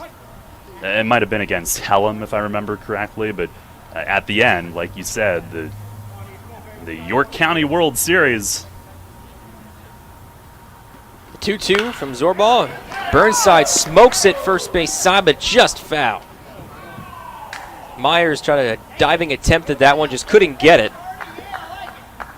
We certainly don't have any exit velocity stats available to us, but that was probably the most well-hit ball I've seen that wasn't a high flyer. Oh, that was smoked. We'll do it once again at a 2-2 count. It's a 6-2 ball game. Mount Wolf trails the Vikings by 4. But they have runner in scoring position at second in Sobrowski. Ehrman is at first, 1 out. And a 2-2 count for Mark Burnside. Next offering fouls it off once again, this time more towards the plate and trickles towards the dugout of the Vikings. Burnside staying alive and giving Zorball a fight. It's just going to do the guys further down the lineup even more of an opportunity to try to get the better of Zorball. Yeah, I don't know that he's going to complete this game tonight, but there have been some guys in these leagues this year that have basically pitched all day, so who am I to say? The 2-2. This is outside and moves the count to full, 3 balls and 2 strikes. Yeah, we have yet to see a pitching display like Robbie Whelan had of the Mad Dogs in the first Susquehanna League game we called. Double-digit strikeouts in his outing. I believe the total was like 11 or something at the end of it, on the payoff pitch. Upstairs, ball 4, and the walk is worked by Mark Burnside, and it will load the bases with Wolves. Burnside heads to first. Ehrman heads to second as Sobrowski heads to third. Prime opportunity for Mount Wolf to climb into this one, and the skipper himself, Danny Deerdorf, has a chance to get them back in this. A tying run at the plate in Deerdorf. 1 out, bases loaded. The first pitch. This is upstairs for a ball. 1-0 the count to start Deerdorf, who got a base hit in the first, later scored on a single from Westfall, and worked a leadoff walk in the third, but was cut down on a fielder's choice a batter later. 1-0 from Zorball. Swung on and missed by Deerdorf for strike 1. He wanted that one. Oh. His eyes widened, I believe, and he saw absolute money, but couldn't get there. That was merry-go-round if he connected. Each runner have a modest lead at their respective bases. The 1-1. That misses upstairs for ball 2. 2 balls, 1 strike. Zorball respecting the bat of Deerdorf early on.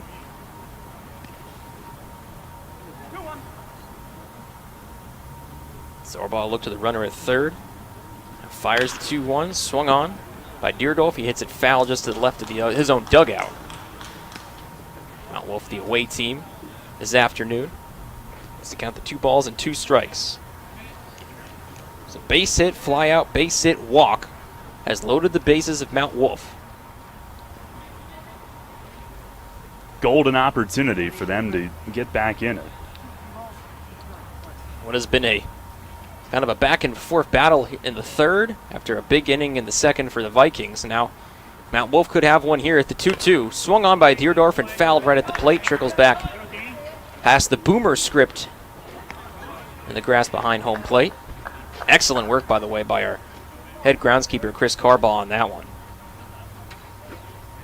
Beautiful paw print.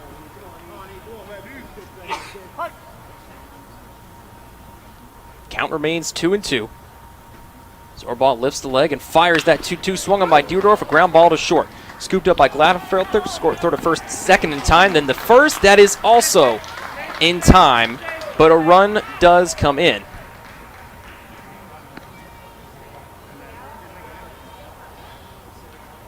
If they got them both, the inning should be over.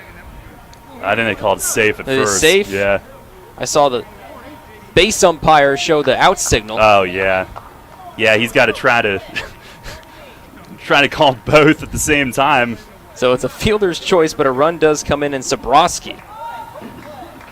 Make it a 3-6 ball game. Now runners at the corners of 2 outs for Grant Hoover. First pitch scoots inside, and Hoover moves back just a tad to get out of the way of that one. Start 1-0. Yeah, there's base umps on the two-man crew that they look like they're trying to find their keys, trying to call out and safe at the same time. Next pitch swung on by Hoover. Bounced up the first base line, but called foul. It's counted 1 ball and 1 strike. So I think I'm all caught up on the scorebook now as Zabrowski scores on the fielder's choice hit into by the skipper Deerdorf. Burnside cut down in the process, but Ehrman moves to third on it. It's Ehrman at third, Deerdorf at first of 2 outs for Grant Hoover. 1 ball, 1 strike to count for Hoover as a base hit and a run scored. Before going to the pitch is Deerdorf, and he will reach second base uncontested.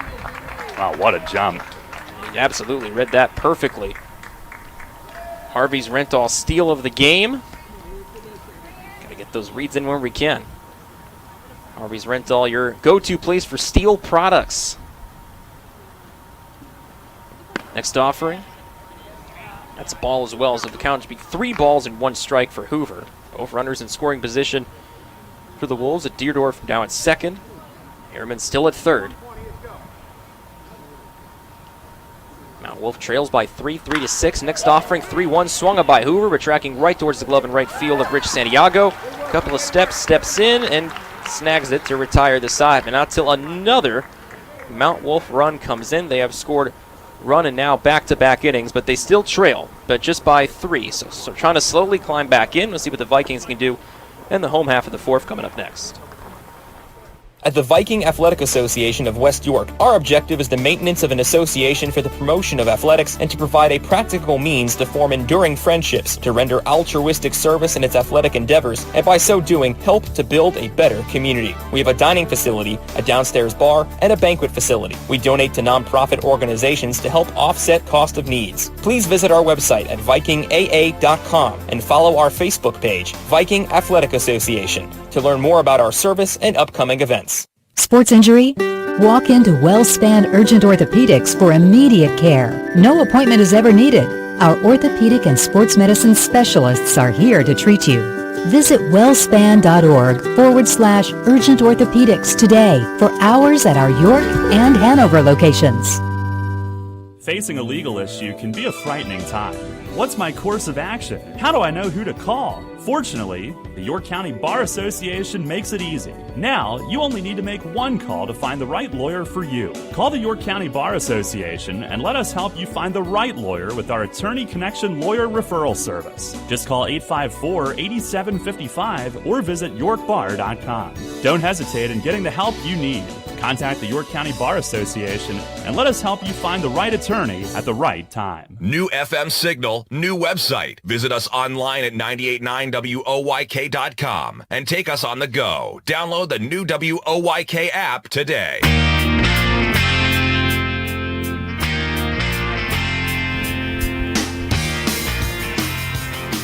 Home half of the 4th here at People's Bank Park and our coverage of Central League Baseball. The Vikings against Mount Wolf. Mount Wolf able to play another run in the 4th. They trail those still, but just by 3 runs, 6-3 the score, but the Vikings looking to do more damage in the home half of the 4th. Reese Kaufman out for more work on the mound. He will face, of the Vikings order, Trent Ketterman, Mike Santiago and Cole Bixler due up here in the fourth. Kaufman set up the glove right near the chin, gets the signs, now turns and delivers the first pitch of the fourth, and it's in there for a strike. Excellent breaking ball that just seems to have no floor, at least not when you expect it anyway. 0-1 the count to start Ketterman. Kaufman deals the 0-1, swung on by Ketterman, ground ball to short. Zabrowski has it, throws across the first in time to beat Ketterman by a step for out number 1. I'm back on the top half side, Ray. The pattern continues for Ethan Zorbaugh. He's stranded 2 in every inning, and he's had a lot of base runners, but big props to him for making the pitches he's needed to make. He has not allowed the big hit, and he's stayed out of the middle of the plate when he's needed to. He really has, and Kaufman, since taking over for Phillips, has been equally impressive. First pitch, new batter, and Mike Santiago misses for a ball. It's 1-0 the count. Santiago was the first to face Kaufman when he entered in the second with 1 out, and was a strikeout victim for out number 2. Grounded out when he faced Phillips in the first. Next pitch from Kaufman, that's in there for a strike. 1 ball, 1 strike. Mike Santiago, who has a rather unique batting stance. He gets set, a slightly open stance, and he turns the left knee outside. Next offering in there for strike 2. 1 ball, 2 strikes. It's a fluid stance, I'll give him that. Not often do you see a batter, though, turn his knees, at least one of his knees, towards the pitcher's mound when he's not in the process of hitting. The 1-2. Swung on by Santiago, trying to pull it towards the left field corner, but it goes foul. 1 ball, 2 strikes to count for Santiago. Debate whether they want a new ball or not, and then Kaufman says, gimme. Home plate up. Obliges. It's like, I think Rugg, the skipper for the Vikings, pocketed that foul ball. Maybe he stuffed it in his chest hair. 1 ball, 2 strikes to count for Santiago. Kaufman fires that 1-2. This is near the dirt for ball 2. 2 balls, 2 strikes. They check at first base to see if Santiago offered. He said he did not go. 2-2 the count for Mike Santiago. 6-3 ball game. Vikings looking to add on to their 3-run lead. As Kaufman turns and fires the 2-2 called. Strike 3 on Santiago. Mike Santiago fooled again by Kaufman, this time for out number 2 in the fourth. Yeah, that breaking ball just drops in there before you have a chance. He's got a good one, and naked eye, it looked like it was caught low, but, you know, it's where it crosses the plate, and that thing has downward bite, and there was no argument from the hitter. So 2 up, 2 down for Kaufman here in the fourth. He's locked in as he'll face Bixler for a second time. First pitch in there for strike 1. 0-1 the count. Bixler got the better of Kaufman their first time facing each other in the second. RBI base hit for Bixler in the second, but the run was attributed to Phillips. Kaufman fires the 0-1. Swung on and missed by Bixler. It looked like he maybe got a piece of it, if that. But it went into the glove of Jakubik regardless. Strike 2. Bixler takes a couple of steps outside the batter's box to recollect, and why the heck did I swing at that? Now he's back in for the 0-2. Kaufman obliges, and this one down inside and high for a ball. 1 ball, 2 strikes. More shadow starting to set in the field here at Peoples Bank Park. The only real sunlight we can still see is a tad in center and most of right. The rest is shaded. That's the 1-2. Swung on by Bixler. Foul ball. First base side, trickles to the right of the dugout for the Vikings. Do it once more to 1-2. Sounds like we're drag racing somewhere out there. Yeah, looks like Arch Street, a little lively. I've never been a fan of those bikes. They sound like hair dryers to me. Give me a real engine. I'm not saying diesel, but something of a V in front of it. The 1-2 swung on by Bixler. A high fly ball, but petering out into the shallow outfield and grabbed by Deerdorf, the skipper, and that will retire the side. The first 1-2-3 inning for either team tonight belongs to the Mount Wolf defense. They retire the Vikings in a row, and we head to the 5th inning, still of a Vikings lead of 6-3. Gettle Vaughn Law is a full-service firm with attorneys practicing in a wide variety of legal fields, including family law, will and estate law, real estate law, injury law, criminal and civil litigation, school law, business law, and many others. Find us on the web at www.gettlevaughn.com or by calling 717-854-4899. That's 717-854-4899 for Gettle Vaughn Law. This is Kevin Smith of Smith Wealth Advisory Group. It's been said that wealth is the ability to fully experience life. Experiencing life fully is difficult at this time, but do know that the ugliness of the storm determines the beauty of the rainbow. The rainbow that is coming will be the most beautiful one yet. Like the blossoms of spring following a brutal winter, life will emerge for us to fully experience and appreciate again, perhaps in new and profound ways. We got this. Together, we'll get through it.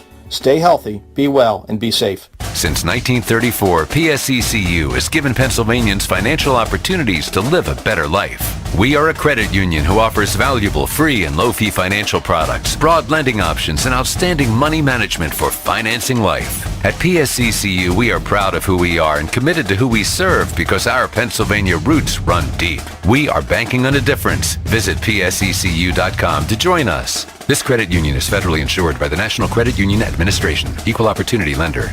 Take us on the go with the new WOYK app. Download on the Apple and Google Play stores today. Sports Radio 98.9 FM and 1350 WOYK. First in York, first in sports.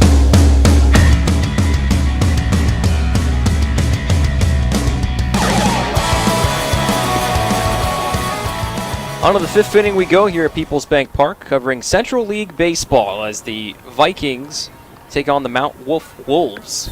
Our coverage of Central League Baseball here on Sports Radio 98.9 and FM 1350 WOYK, brought to you by Viking Athletic Association, Gettle Vaughn Law, and Robertson Insurance and Risk Management. Ray Jensen here with you alongside Daryl Henry. Due up for Mount Wolf here in the fifth, it'll be Steve Pokopek, followed by Dan Westfall and Jesse Sargent, but I see a new number up for Mount Wolf. I believe Cole Perry is going to be in this lead off this inning, and he is, as the first pitch from Zorbo out for the fifth in there for a strike 0-1. Wonder if he came in last inning. Pokopek had that foot issue at first base. It is possible. 0-1. And there for strike 2 is Zorbo quickly ahead of Perry 0-2. Saw Perry already work as a bullpen catcher earlier this afternoon, now getting some time at the plate. Pokopek, his tad injury, and ooh, look out, 0-2, went inside and clipped Perry. In fact, dinged him, I think, right above the hip. He's going to get first base the hard way on that hit by pitch. Certainly not intentional by Zorbal, he just missed his spot. Welcome to the game. That'll wake you up in a hurry. That was my first ever Susquehanna League plate appearance. I got hit right in the left cheek. Let's be honest, you're probably talking smack. Could have been. It's like you got nothing. Dan Westfall now at the plate for a third time. 2 RBIs for his afternoon with a base hit and a double. First pitch this time. It's the bottom of the strike zone for strike 1, 0-1 the count to start Westfall. Yeah, he's hit it hard. He really has. A lot of guys have been hitting it hard this afternoon. Not a lot of wind, but they haven't really needed it. 0-1. That catches the upper part of the strike zone this time for strike 2. 0-2. Zorbaugh doing a good job changing the levels on Westfall. Westfall already back in and ready as Zorbaugh nods for the 0-2. Goes inside this time, but misses. 1 ball and 2 strikes. You can hear the groan of the Vikings players and fans. They thought that was solid. Inside edge for strike 3, but no services to plate umpires. The next offering fouled off third base side towards the Wolves dugout. We'll do it once more to 1-2. Perry going on the pitch. He'll have the track back on the foul ball. Perry on at first, nobody out, 6-3 ball game. Next offering, they're missing the dirt and gets away from the catcher Bixler, and Perry will truck on over to second of a stolen base. Looks like more of a wild pitch, though, for Zorbaugh. It's really the first time we've seen him miss and have it cost a base for him. Runner in scoring position, if no one out, and Perry. Westfall at the plate on 2-2. Next pitch, that'll miss in the dirt and gets to the front of Bixler. And Perry, with a great break on it, slides in safely, feet first at third. That's a great read. Bixler kept it in front, but slightly had to get around the hitter to get to the ball. And Perry, an aggressive read. It's frustrating for the catcher. You block it, but still can't keep the guy where he is. That's for sure. Full count offering coming up next. And swinging and missing for strike 3 is Westfall. Quick little expletive to himself, I think, as he heads towards the dugout. First time he's been retired successfully today. He represents out number 1 here in the 5th, but still a runner at third in Perry. Now with 1 out on the board and Jesse Sargent at the plate. Started as the extra hitter, now the DH, with Kaufman moving from the DH to pitching. Strikeout and a walk thus far. Struck out in the first and reached first and a walk in the third. First pitch misses low. Inside on the lefty for ball 1, 1-0 count. Zorbaugh, ball below the waist, now in the glove. 1-0, and misses low, ball 2. 2 balls, no strikes. Zorbaugh not afraid to attack both left and right-handed hitters. 2-0. That finds the strike zone for strike 1. 2 balls, 1 strike. Tends to be able to get the inside edge much better on righties. Lefties, he struggles a little bit. 2-1. Swung on by Sargent and hit foul first base side, out of play. Count will move up to 2-2. Mount Wolf so far just 2 for 10 with runners in scoring position tonight. They have left 2 men on in each of these previous 4 innings. Next offering, swung on and missed by Sargent for strike 3. Back-to-back strikeouts for Zorbaugh here in the 5th. By my count, that's his 5th strikeout of the afternoon. And that's the difference right now. That leadoff hit by pitch, it's like, oh, no big deal. Here we are again. I'll just get out of this one. Sorry. First pitch goes low on Kaufman. 1 ball, no strikes. Empty stadium doing us a disservice that time. Not even empty. It's actually a really nice crowd doing that disservice. As the 1-0 swung on by Kaufman, hit third base side to go 1-1. Get it all out. Yeah. I think we all want to say that in 2020, that's for sure. Yeah. 1-1 the count on Kaufman. Zorbaugh, the next offering. That'll go a tad upstairs, this time ball 2. 2 balls, 1 strike. Kaufman a base hit and a line out. His last 2 trips, 1-2. Bright red gloves for him, matching the red helmet.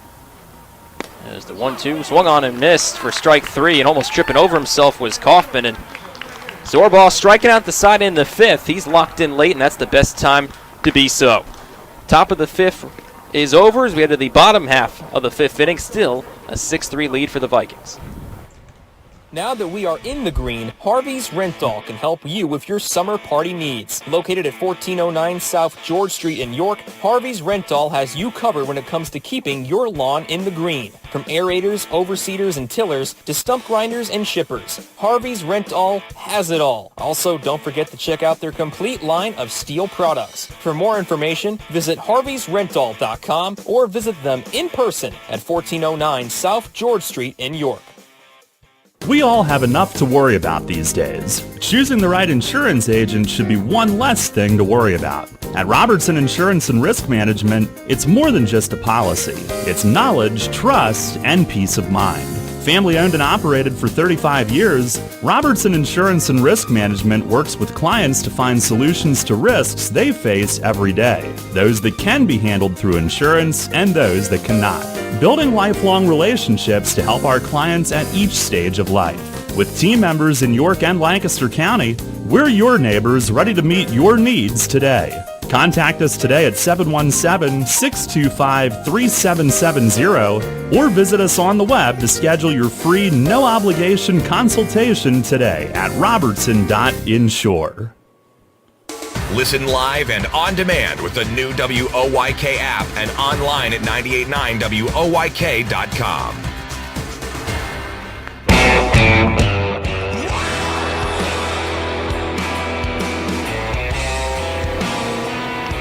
Bottom of the fifth we go here at Peoples Bank Park, covering Central League Baseball. The Vikings leading Mount Wolf 6-3. Reese Kaufman out for more work for Mount Wolf on the mound. He will face the Vikings order here in the bottom of the fifth. Grant Myers, the first baseman, followed by Alex Rohrbaugh, the extra hitter. We'll see, as he was pinch ran for in the third inning by Martin, following a double.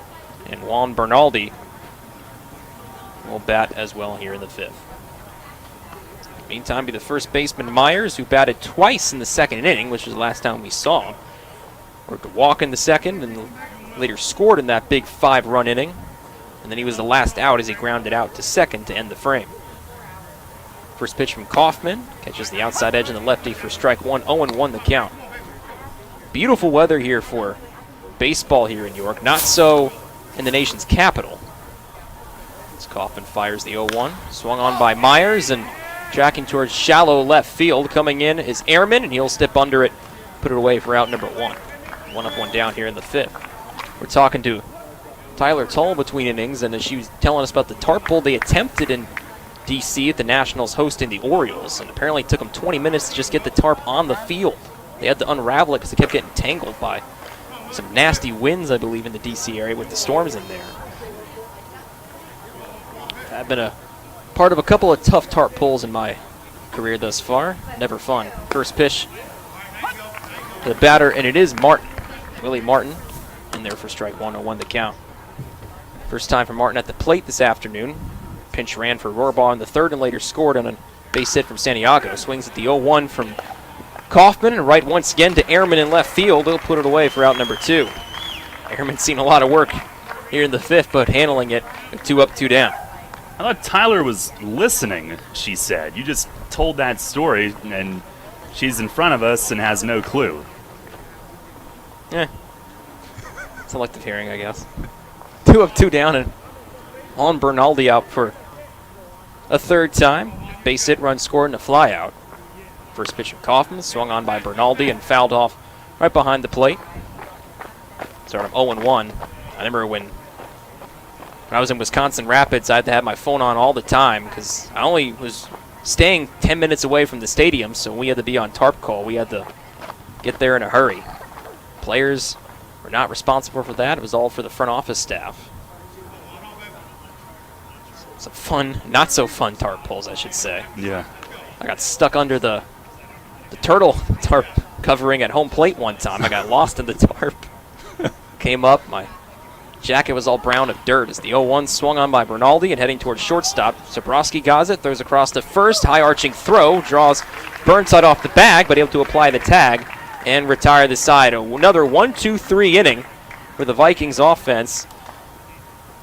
This time in the bottom of the fifth. We head to the sixth. Darrell Henry takes over the play-by-play once more. We come back in a 6-3 game.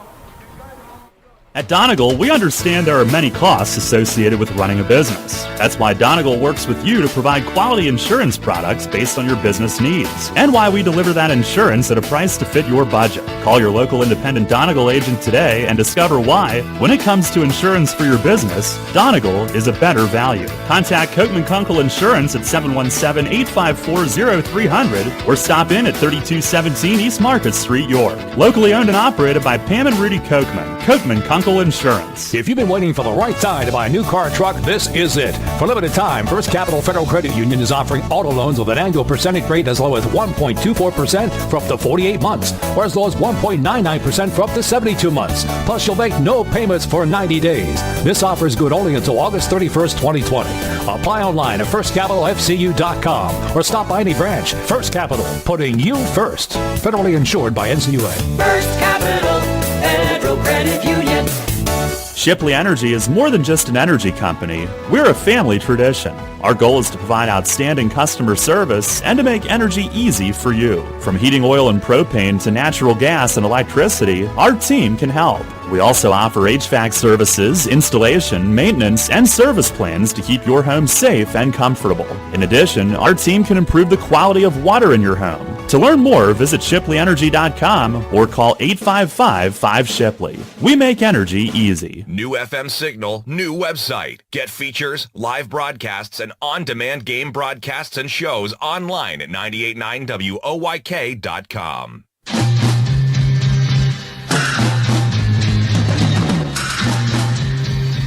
Now the lights coming on here at Peoples Bank Park. Start the 6th inning as Andy Srebroski, left-hand hitter, takes high. 6-3, Vikings lead Mount Wolf. Vikings the home team. Ethan Zorbaugh to the plate. And Srebroski swings and a foul tip into the catcher's mitt. And that had some natural arm side run from Zorbaugh. He's got some life on his pitches, some late movement, either direction. He deals. And a swing and a miss, kept that one down. Srebroski tonight, 1 for 2, singled and scored in the 4th inning. And Mount Wolf has been trying to chip away after Vikings had that big 5-run second, but the Wolves 2 for 12 with men in scoring position tonight. There's the wind, the pitch, and it's down and in off the glove of Bixler and skipping back. And it might have been ignorant of me a couple innings to go to suggest that Zorbaugh maybe wouldn't finish this game, because last inning he had yet another leadoff runner, but that time, through the middle of the order, struck out the next 3 in a row. He fires and misses upstairs with it. Count goes full. It's got to be a high pitch count, though, Ray. Yeah, it's got to be. We don't exactly have the pitch counter in front of us, as we normally would in a game, but definitely at least in the 70s, I'd imagine.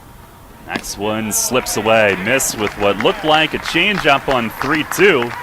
And for the 5th consecutive inning, the leadoff man has reached. He has stranded 9 Wolves runners.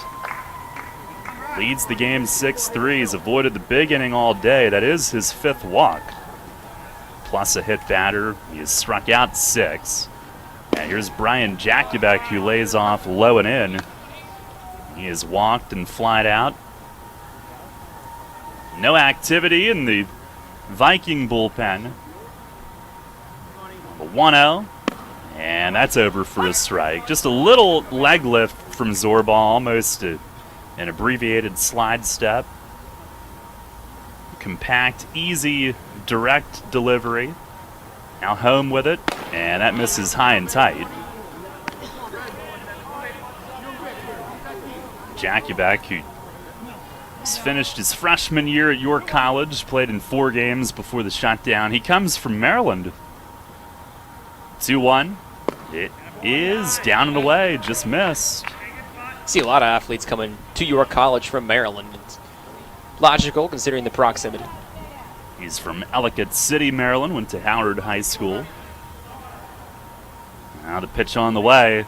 It's inside. Back-to-back walks to start the 6th inning. And here comes Rugg. And he'll at least have a visit with his young righty. The tying run will be at the plate here. I don't know how much of this potential talk will be a refocusing talk, because I think Zorbaugh has done plenty of that this afternoon. Really hasn't had any offense that's been produced against him really strike him at all. He's been pretty collected on the mound, hasn't really been emotional. Really like the body language for such a young pitcher. I forgot what mound visits look like. Don't see a lot of them. I know the Marlins and Mets game at Citi Field, the Marlins were down to one mound visit, and Howie was building up the anticipation of what if Don Mattingly were to use that final mound visit. Did they finally lose? Yes. I believe they've lost 2 in a row. Okay. Sorry, Daniel. Yeah. Our former colleague Daniel Kurish is in their PR department. Here's Ehrman, look out, showing bunt, and a fastball rode right in at him, and he bunted it foul in self-defense off to the right of home plate.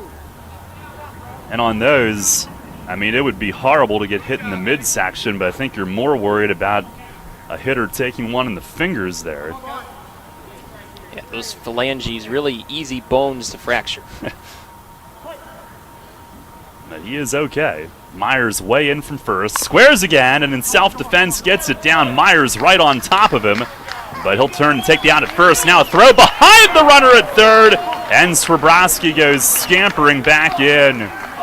Ketterman from second was over to cover, sacrifice 3-4, and Swabrowski got a little bit frisky rounding third, and Ketterman threw behind him, made it fairly close. It'll be second and third with one out.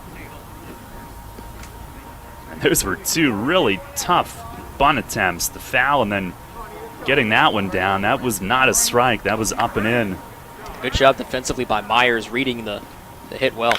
Here's Burnside, who slaps one up the middle. It's a base hit. One run home. Here comes the second run. And it's a 6-5 game here in the sixth inning. Mark Burnside, first pitch swinging. And rips one off the pitcher's mound and up the middle into center. Jaron Toomey charging hard, hoping for a throw to the plate, overran it, and both runs score without a throw, 6-5.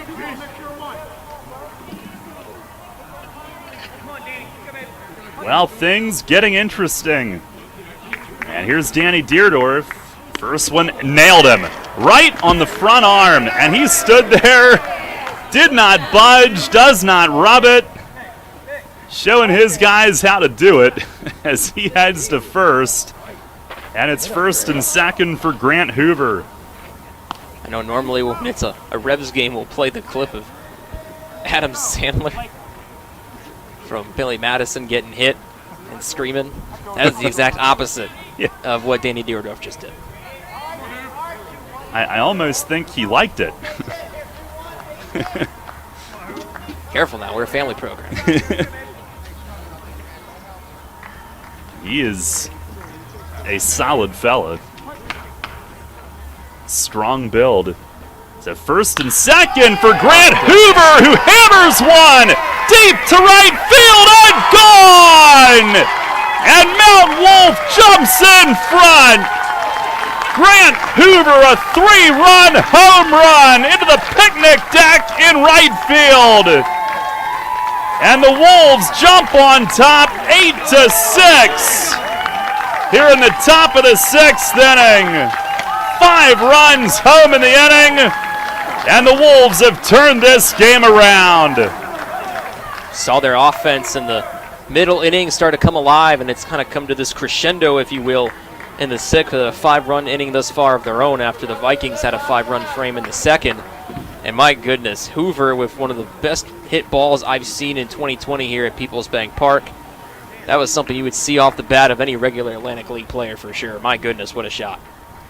Left-hand hitters, sweet swing. He held the follow-through to watch it, to see if it would have enough to get up and over, and it did. It bounded under those picnic tents back into right field. Uh-oh, Rugg just got thrown out of the game. He must have been unhappy with the strike zone, and Rugg has been ejected. With just a few games remaining in his managerial time, and he's heading up into the stands now, which is, oh boy, better turn down our field mic. Our plate ump is absolutely getting worn out down there in that Vikings dugout. And I don't know that it was this inning. It might have been a buildup of the entire game, but Rugg is heading up into the stands, which is allowed. They're not using the clubhouse, but he is out of the game now. And the Vikings, for the first time since the first inning, or since the second inning, I should say, are trailing 8-6. And that's why Deerdorf took that hit by pitch, because Hoover was on deck. And on the very next pitch, he did his thing. Zorbaugh maybe running out of steam at that point. And I believe that Alex Rohrbaugh has been ejected from the Viking dugout as well. He's carrying his bag and heading up the stairs. So multiple ejections. And the new pitcher is Jeff Minot, who comes over from third base. They're going to need a new extra hitter as well. Well, no, actually, Martin filled in for Warbar, so no foul there. Who do they have in at third now?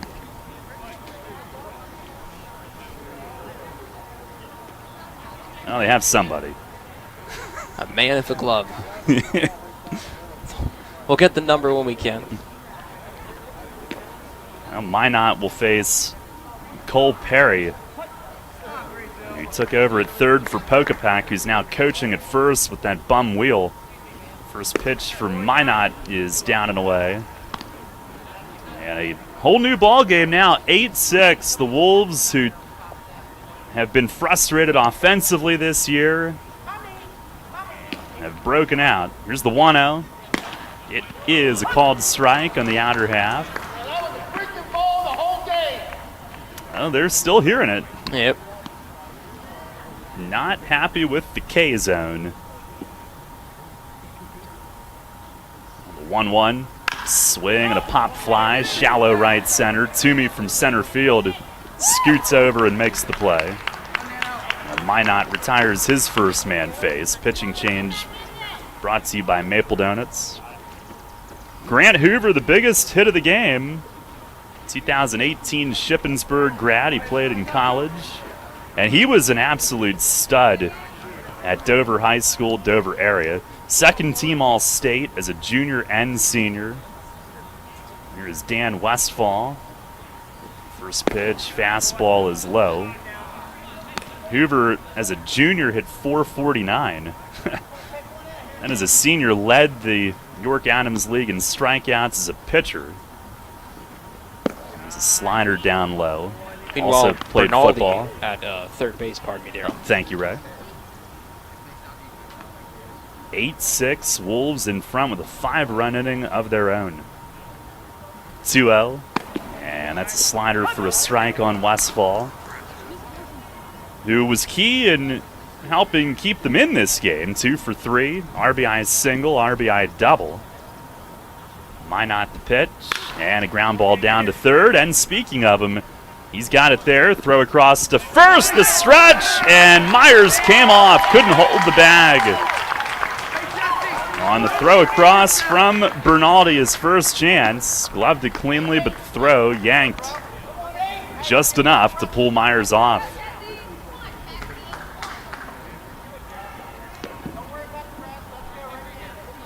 That'll get Jesse Sargent to the plate as the inning continues. It's become a heated Sunday evening here, hasn't it? Yeah, it's gotten a little testy real quick. Sargent, left-hand hitter. And Minot the pitch. It is a little bit high. But you never feel good when you give up a big lead like the Vikings have now done. And an early lead after a big second inning, and that's never good when you lose it late. 1-0. It's just off the plate away. It's been a frustrating season for both these teams. Another very entertaining game for us tonight. Here's the 2-0. And that one paints the outside corner for a strike. And we saw a comeback from the Windsor Cardinals fall just short the Township yesterday. And now a completed one of Mount Wolf today. At least thus far. The 2-1. Swinging a ground ball right side toward the hole. Diving attempt, Ketterman. It's off his glove as he tumbles over and the ball trickles into shallow right. Good effort, but a base hit for Jesse Sargent. Westfall up to second. And there will be a 10th hitter this inning as Reese Kaufman comes to the plate.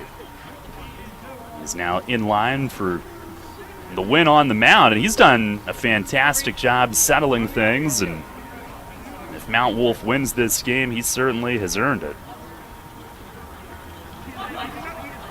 He will bat now, 1 for 3. Minot the pitch. It is over for a strike.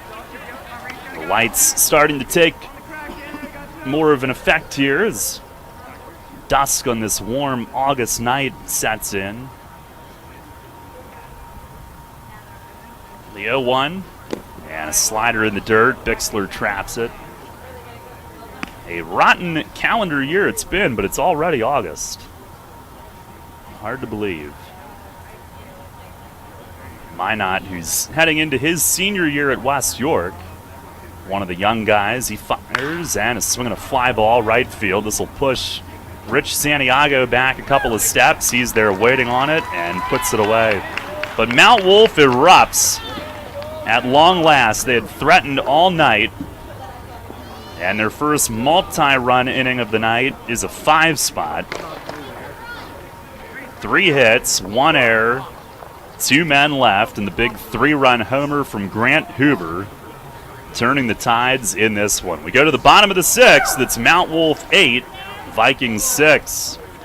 At the Viking Athletic Association of West York, our objective is the maintenance of an association for the promotion of athletics and to provide a practical means to form enduring friendships, to render altruistic service in its athletic endeavors, and by so doing, help to build a better community. We have a dining facility, a downstairs bar, and a banquet facility. We donate to nonprofit organizations to help offset cost of needs. Please visit our website at vikingaa.com and follow our Facebook page, Viking Athletic Association, to learn more about our service and upcoming events. If you own a tractor-trailer business, then you know the cost of having your rig down instead of on the road.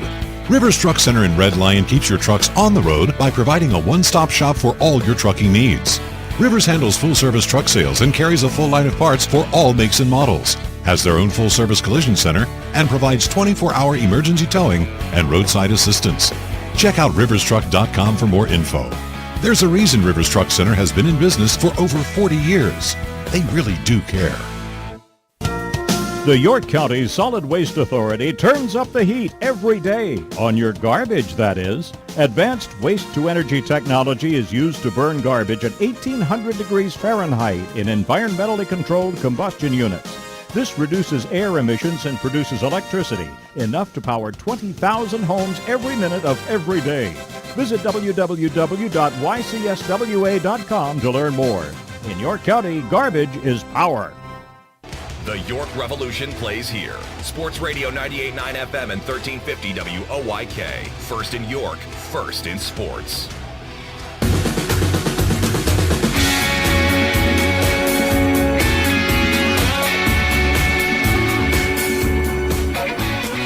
Now this game has been flipped on its head. 8-6. Mount Wolf leads it. We go to the bottom of the 6th inning. And Kaufman, who's retired 7 straight, face Jeff Minot, his now pitching counterpart, and the first one runs low and in. 1 ball, no strikes. So now Vikings looking to answer again. 1-0. That's a little bit high. Minot, who walked with the bases loaded in the 2nd inning, also scored, then grounded out his other time.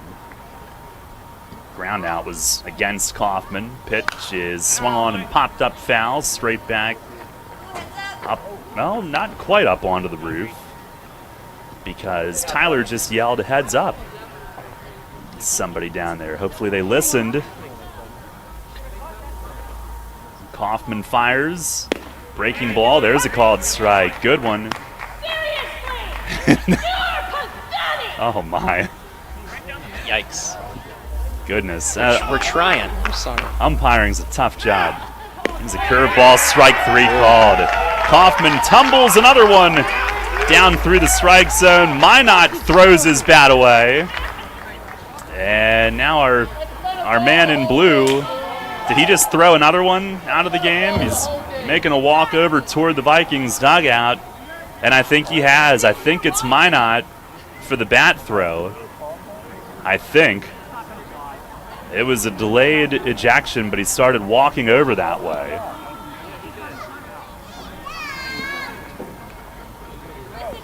Guess we'll see a new pitcher next inning. Yeah. We might get to the point we need to mute our audio. Oh, my. Well, we subject our listeners to for the sake of good ambiance. We want you to feel like you're here. I think we've accomplished that. Here is Rich Santiago. Yup, Minot is gone, and a breaking ball in tight misses on Santiago. He's had a big night. 2-run double in the 2nd, RBI single in the 3rd. There's the 1-0. And a swing and a foul tip back to the netting.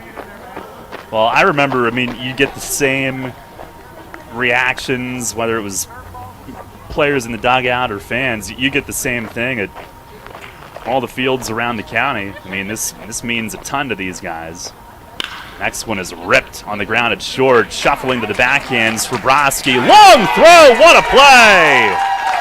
Andy Swabrowski got the feet shuffling quickly to his right, backhanded it, quick transfer, and the lengthy throw was right on the money. He's been money with that glove all night, Darryl, and that was his best play yet.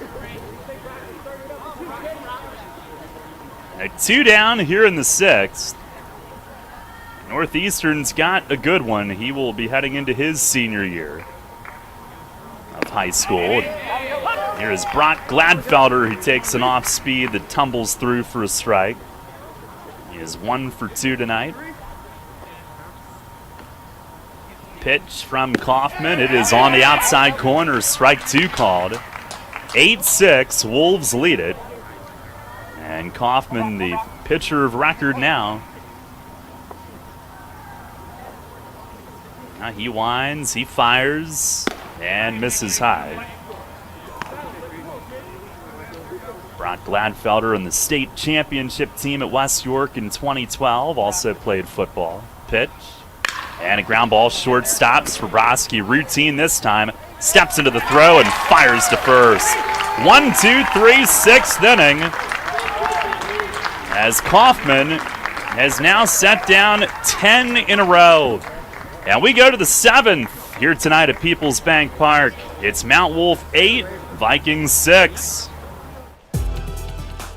Gettle Vaughn Law is a full-service firm with attorneys practicing in a wide variety of legal fields, including family law, will and estate law, real estate law, injury law, criminal and civil litigation, school law, business law, and many others. Find us on the web at www.gettlevaughn.com or by calling 717-854-4899. That's 717-854-4899 for Gettle Vaughn Law.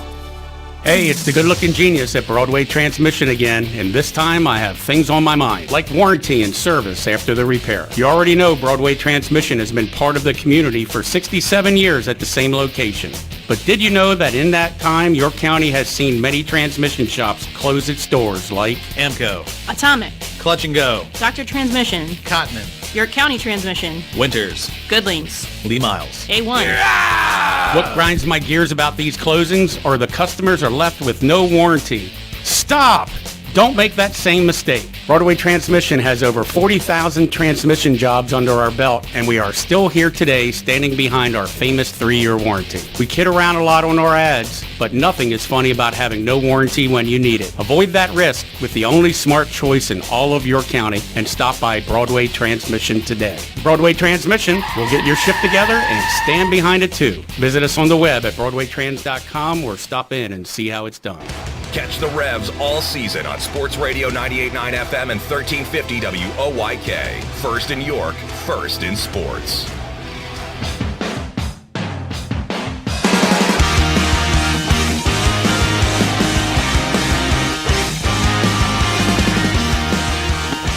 Head of the 7th inning, and sidearm right-hander Nick Barnett takes over for Vikings. He'll be a junior at West York, so he might even be the youngest guy on this team. Pitching change brought to you by Maple Donuts.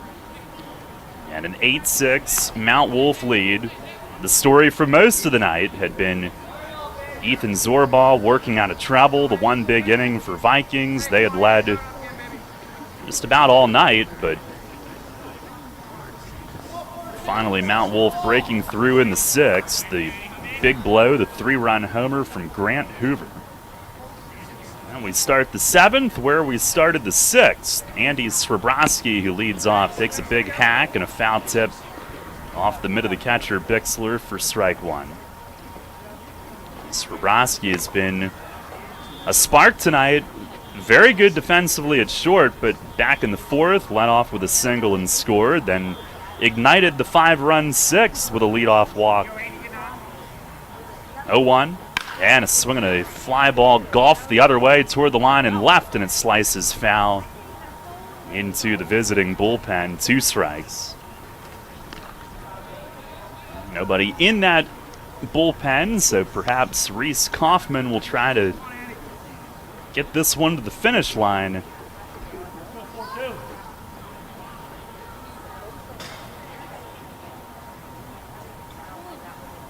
Barnett winds, delivers. Breaking ball floats outside.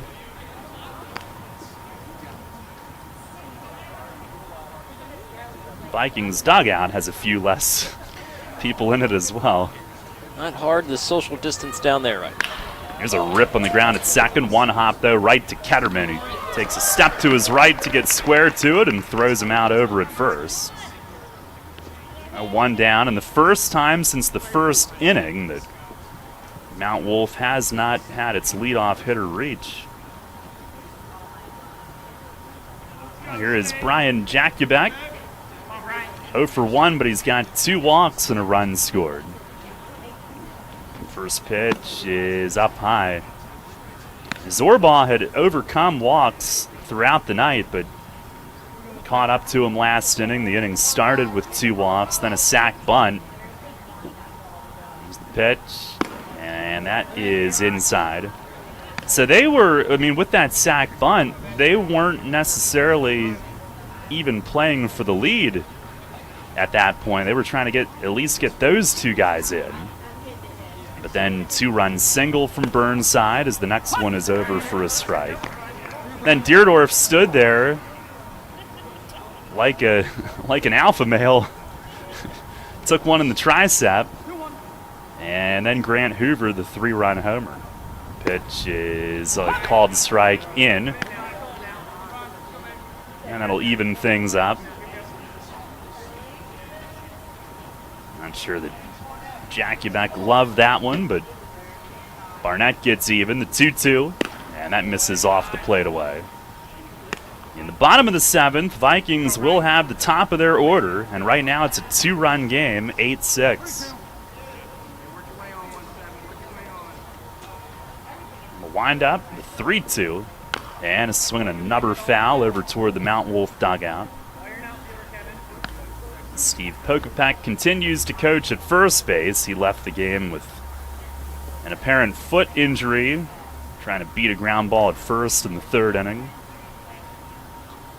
Another 3-2, and a swing and a foul straight back up onto the roof. Yeah, Pokopek injured his lower body when he was heading into the first base, and you can see that sometimes. Remember, Steven Souza Jr. almost tore his muscle off the patella tendon completely, stomping at home plate. Now ball high and wide, ball 4, and Jakubek fights his way on. That is the 7th walk that Mount Wolf has worked tonight. It's the 3rd that Jakubek has accepted. Now here comes Kevin Ehrman, who bunted those first 2 runners over last inning. He's 1 for 2, and the first one misses in off the plate to him. I wonder if we went to the roof this week, how many baseballs we'd find up there. Here's the 1-0, and that is over for a strike. I assume during the Atlantic League season we do it pretty often, and those turn into batting practice balls. I do not know if anybody's been up there recently. Here's a swing and a chopper toward the middle. Ketterman from second charges, shovels. The shortstop turn is not in time. Gladfelder fired it along to first, but Ehrman beats it out. So they get the out at second on the force. And with 2 down, Mark Burnside to the plate.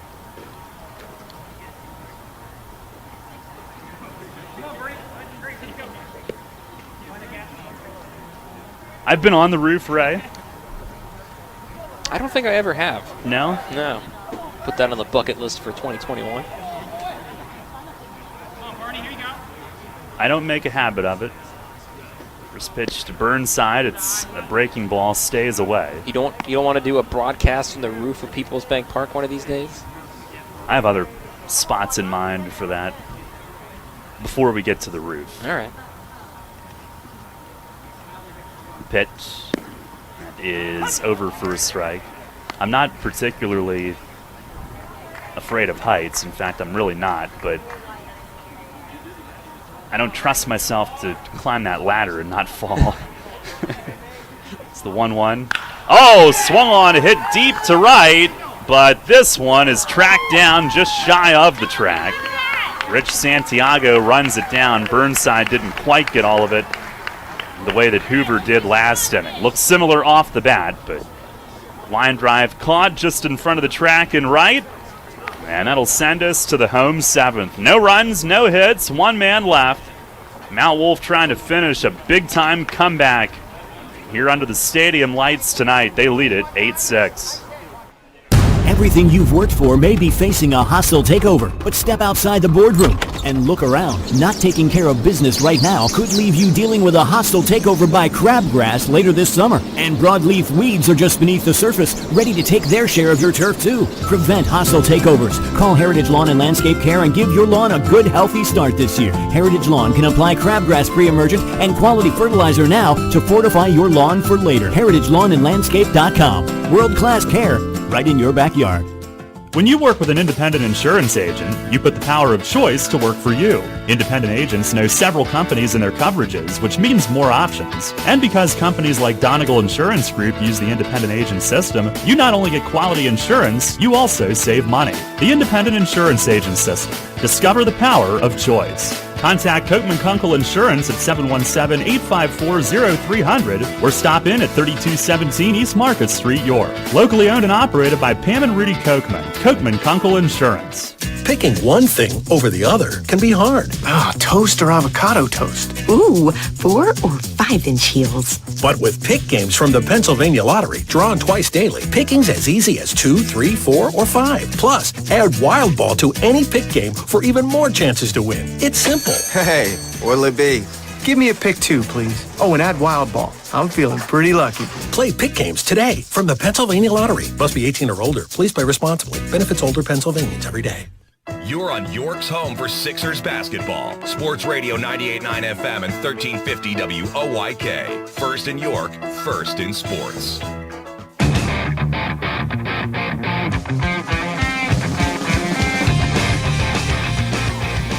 Well, here we go. Bottom of the 7th inning. And Mount Wolf trying to finish off a pretty epic comeback. Reese Kaufman stays in. He's retired 10 straight.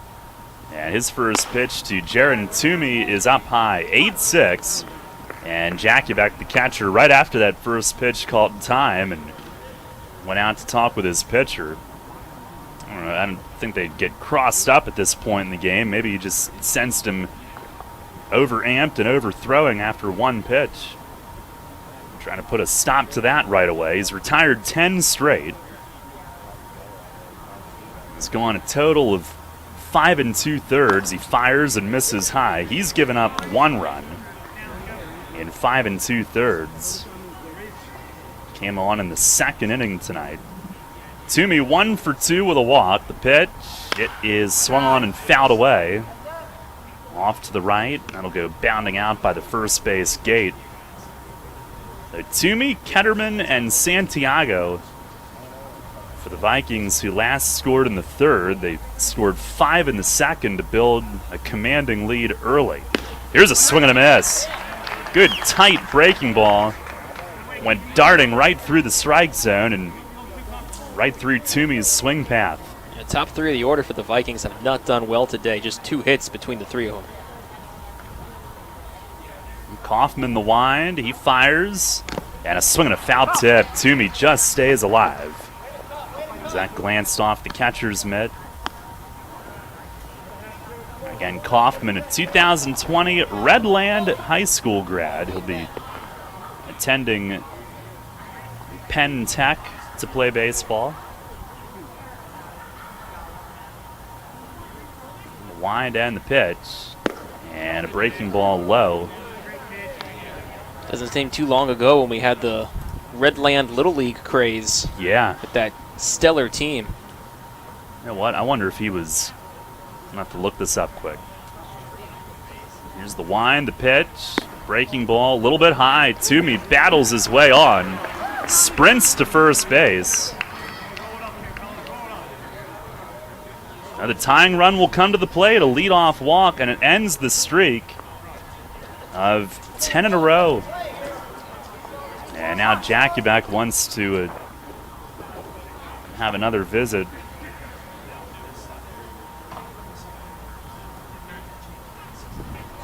I mean, Kaufman would be, that was 5 years ago. He might have missed it by a year, but I'm going to find out.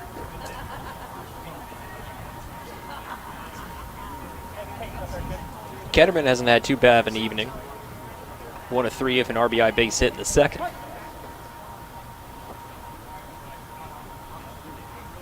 Tying run at the plate. Here's the first pitch, and a breaking ball down and in.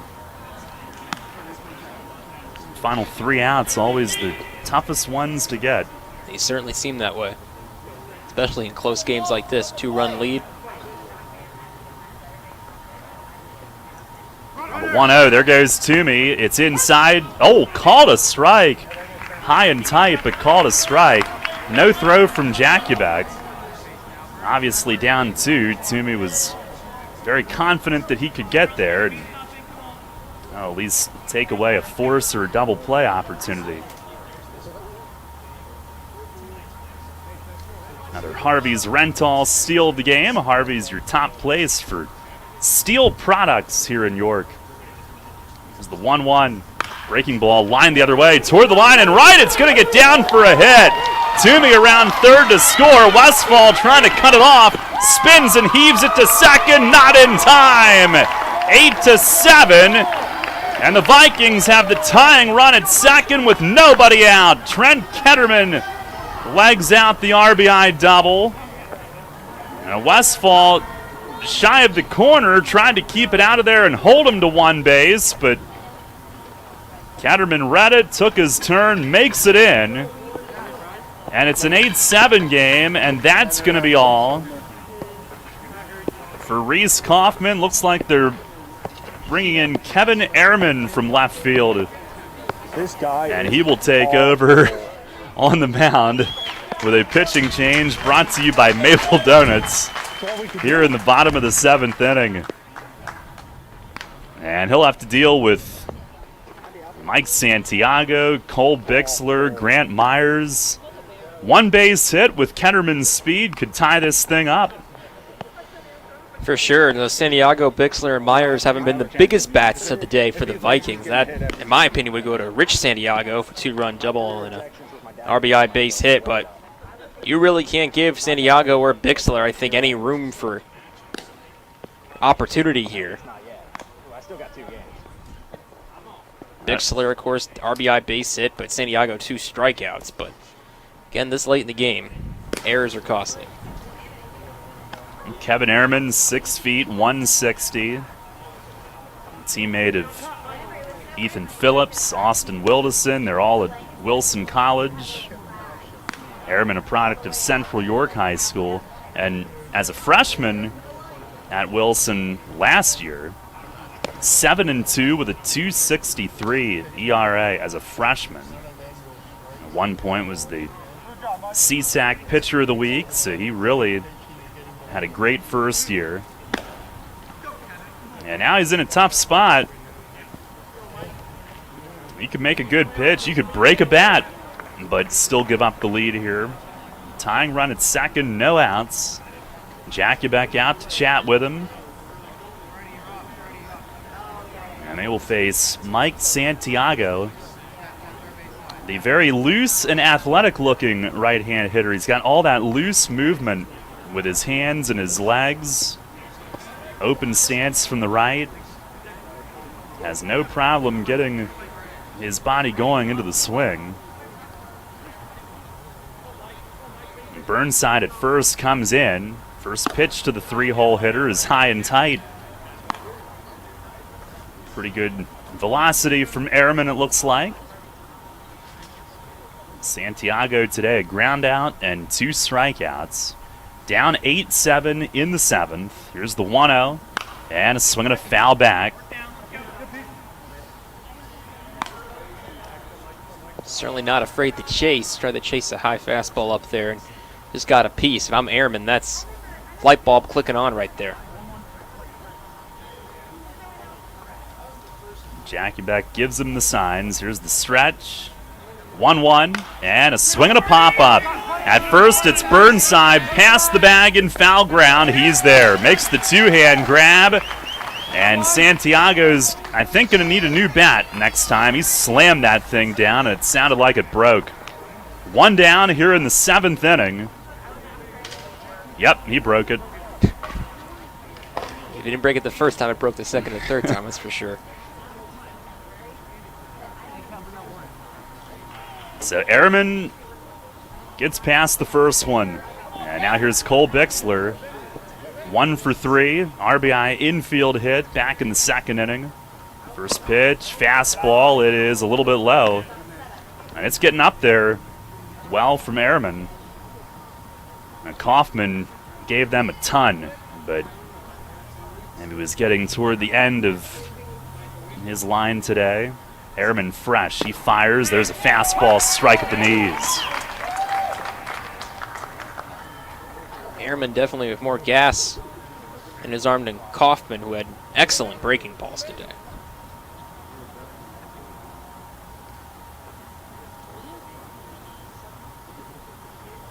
On the pitch, swing and a miss. Slider. By the way, Reese Kaufman was on that Redland Little League team. I don't know why that didn't click with me until right at the end of of his night, but he was number 51. So I assume he was probably here at People's Bank Park for that celebration. I don't recall calling his name when we had the parade, but who knows? It's been. Here's a shot the other way, base hit right center, and that's going to tie the game 8-8 here in the bottom of the 7th inning. Trent Ketterman was running on the pitch, trying to steal third. And with Deerdorf at second, pinching over, it opened up that right side of the infield a bit. And Cole Bixler sprayed it through a low line drive tracer. It actually wasn't Deerdorf. They moved Cole Perry over to second. Deerdorf's been over at third base. So Perry, who went towards second to try to hold him, and opened up that side. And Bixler ties it up at 8-8 here in the 7th. Can't really execute the hit and run better than that, Daryl. That was a thing of beauty. And now they pinch run. I didn't catch who they put in, but they will pinch run for Bixler with the winning run on. And here's Grant Myers. Ground ball short. It eats up Swarovski. Ricochets into left center. And down to third goes the runner, and they're at the corners with the winning run 90 feet away. It's like Matt Nisley, the pinch runner, reaching third base. He is the winning run now. As that ball ate up Swarovski, who's been solid defensively all day. Hit off the heel of his glove. And we have Willie Martin at the plate trying to win it for Vikings. Tied at 8 here in the bottom of the 7th. First and third, still only one out. First pitch is down and away. Jakubek had to reach. And not only was that an error, that was a potential double play ball that would have sent the game to extra innings.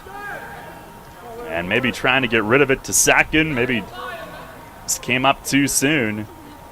1-0. Fastball, it is over for a strike.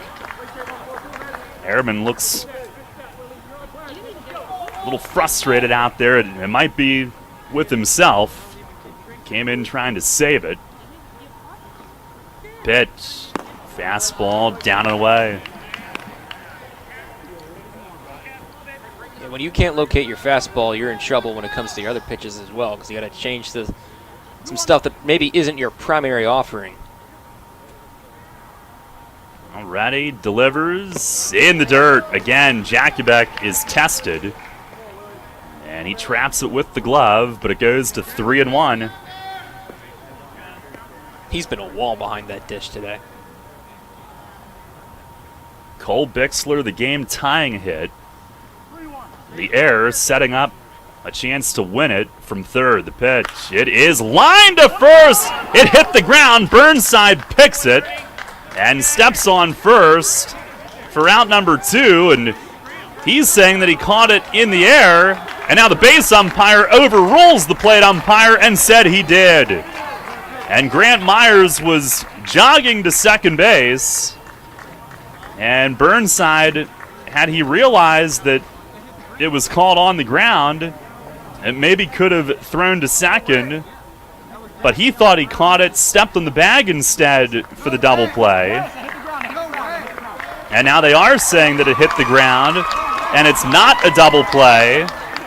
And Vikings will still have a chance to win it now with 2 outs as the 7th inning continues. And now it's Burnside and Mount Wolf who are livid. Burnside just screamed in at the plate ump that you can't make that call. And I understand the frustration. It is the base umpire's call. And he seemed to be signaling out as though it was caught on the fly, but Burnside obviously, had he felt that, would have gotten the out at first and then thrown to second, but instead it goes as a ground out, and Myers advances to second. So it's second and third. The inning continues with 2 outs for Juan Bernaldi, who will try to win it. Tied at 8 here in the last of the 7th. First pitch, it is in on the fists, and he punches it foul over by his first base dugout. I think Jakubek got hit on his glove hand wrist on that swing. He needs a moment over a side from home plate. As Bernaldi checks on him. Well, no shortage of controversy tonight, huh? Certainly got it interesting late here. Oh, what fun would it be without that? That's for sure. Makes us feel right at home. Ehrman fires, fastball, that's a called strike, and he jumps ahead, trying to force extra innings here.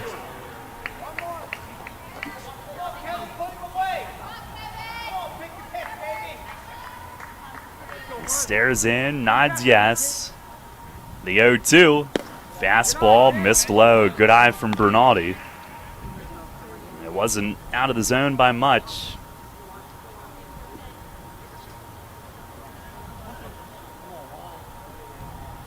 Pinch runner Nisley, the winning run at third. Here's the 1-2. And a swing and a bouncer against the plate. Foul back behind home plate. We'll do it again.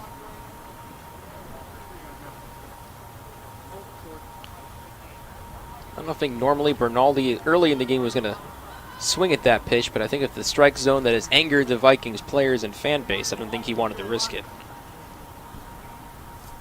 Both teams a little hot under the collar now after these developments. Pitch, it is swung on, fouled back against the net. Had him lunging toward a slider, but Bernaldi able to spoil it. We'll do it again.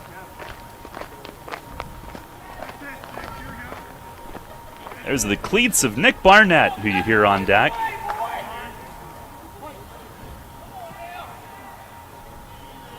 Stretch from Ehrman, fires, fastball, just down and away. Woo! And now it goes full. Nisley at third, Myers at second, 2 outs. They do have first base open. Here's the stretch and the 3-2 swing and a line drive at third, diving catch, Danny Deerdorf into foul territory, and he skyhooks the ball back toward the pitcher's mound. Deerdorf sprawled out, full extension into foul ground, makes the diving play, and this game going to extra innings here tonight. We've had some of everything in this one.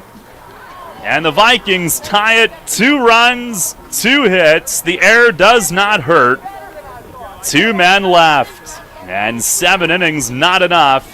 It's an 8-8 game as we head to the 8th.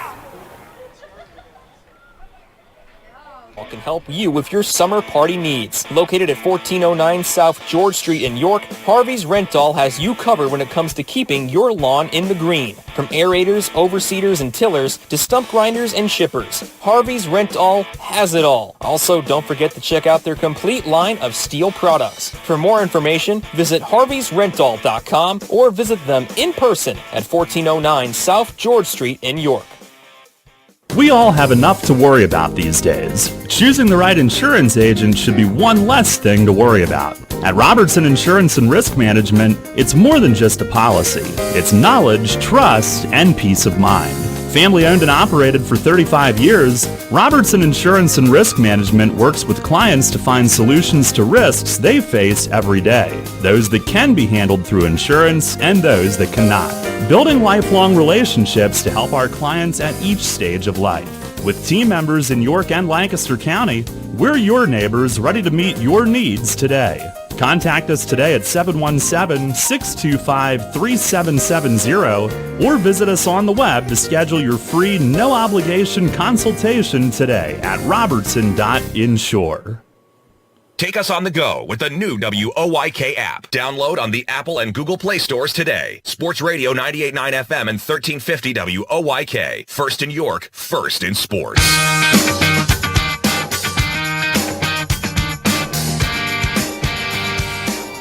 Start the 8th inning. Extras tonight. Tied at 8. Danny Deerdorf leads off. Takes a strike from sidearming righty Nick Barnett, who was on deck when Deerdorf made the diving play in foul ground to end the 7th. Pitch, breaking ball, it is down and in. What a night for Deerdorf. What a final season. Hitting .360 and managing. Tonight 1 for 2 with a ribby, a steal, a walk, a hit by pitch, 2 runs. Next one is down and in, almost hit him again. And his hit by pitch in the 6th set up Grant Hoover's go-ahead 3-run homer, but there would be yet another lead change last inning when Vikings tied it. Pitch is way outside, 3-1 now. The Wolves led early with a first inning run, then Vikings a 5-run second was the first lead change. Each team a run in the 3rd, Mount Wolf a run in the 4th, chipping away. Pitch, down and away. And Deerdorf lays off the sidearm stuff and is on base officially for the 4th time in 5 trips to the plate tonight. Leadoff walk. It's the 8th walk that Mount Wolf's offense has worked. So then, down 6-3, Mount Wolf the 5-run 6th. Another lead change. But then Vikings the 2-run 7th to retie it. And here's Hoover who bunts this time. And from 3rd, charging. Oh, Bernaldi throws it away. It's backed up by Ketterman from 2nd. And Deerdorf saw that and stays where he is. But a sack bunt and a throwing error. And Grant Hoover, who hit the 3-run homer for the lead 2 innings ago, is asked to bunt this time. And he gets the job done, and it forced Bernaldi from 3rd to come in, charge, throw on the run, and man, did that thing sail.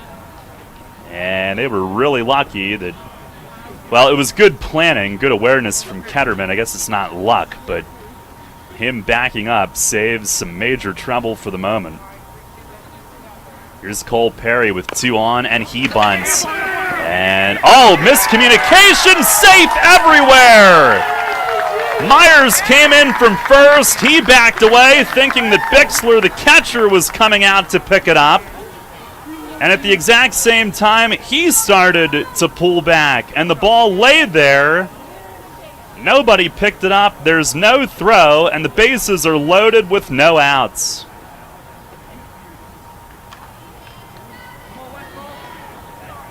Now, the Wolves have given Vikings 2 potential sacrifice outs, and Vikings hasn't gotten either one. So they're loaded Oh, the first one in. Did it hit him? It did. In on Dan Westfall, and it grazes his shin. Or he thought so. Started to head to first base. Oh, my goodness. Here we go again. He started to go to first, which would have been a bases-loaded hit by pitch for the lead. There was no call by the plate ump. And they're going to say it did not hit him. Well, maybe Westfall was just trying to pull a fast one there, as they're not losing their minds and arguing it, but he tried to sell it. That was a close one. I'm not sure I could see dirt in between the clipped shin and the ball. Corners are in. Pitch is over the outer half, called strike. 1-1. I'll tell you what, today, the Wolves have done anything that's been asked of them at the plate. Really versatile hitting all around. Barnett ready. 1-1. And a swing and a shot pulled foul into the seats in left.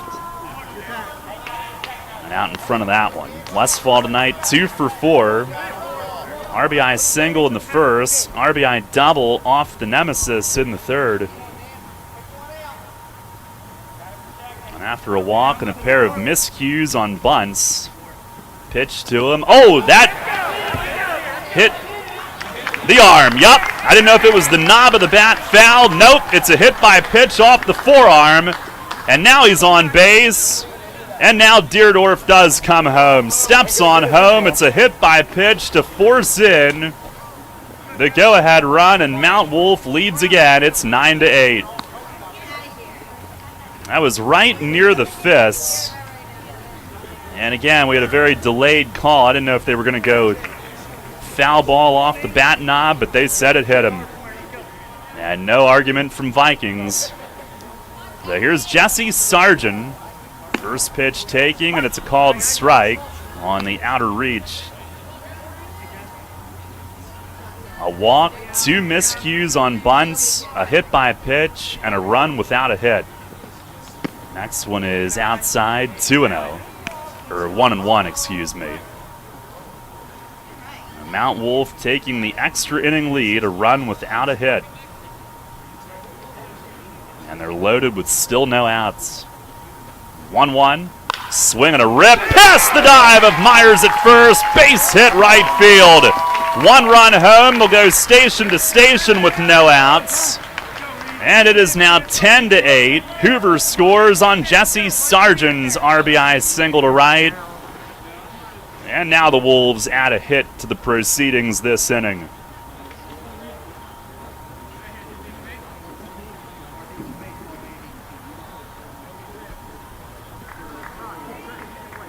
With Myers drawn in just a bit, he laid out, but couldn't keep it in the infield. Here's Reese Kaufman now. Oh, man, that one right in on his hands. And he punches a little squirter foul over to the right of home plate. Strike 1.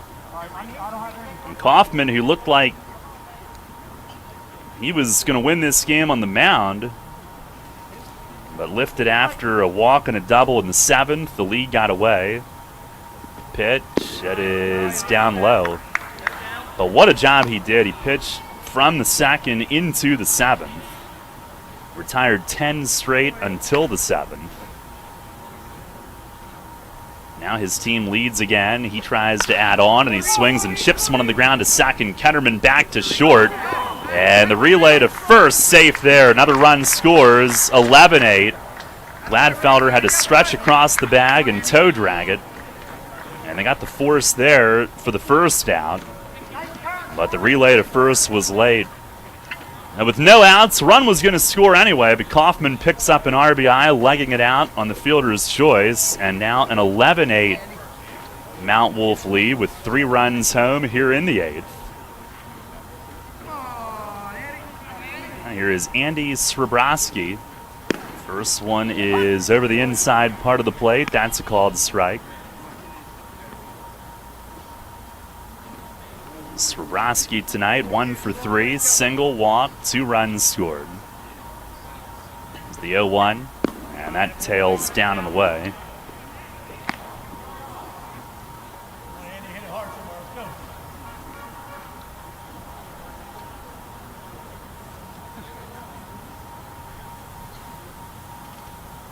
1-1. Swinging a foul tip. That one rolls over to the right of home plate. You think the PGA is going to be over? I think the chances are going up. I don't know where they are with it right now. I believe they have ended.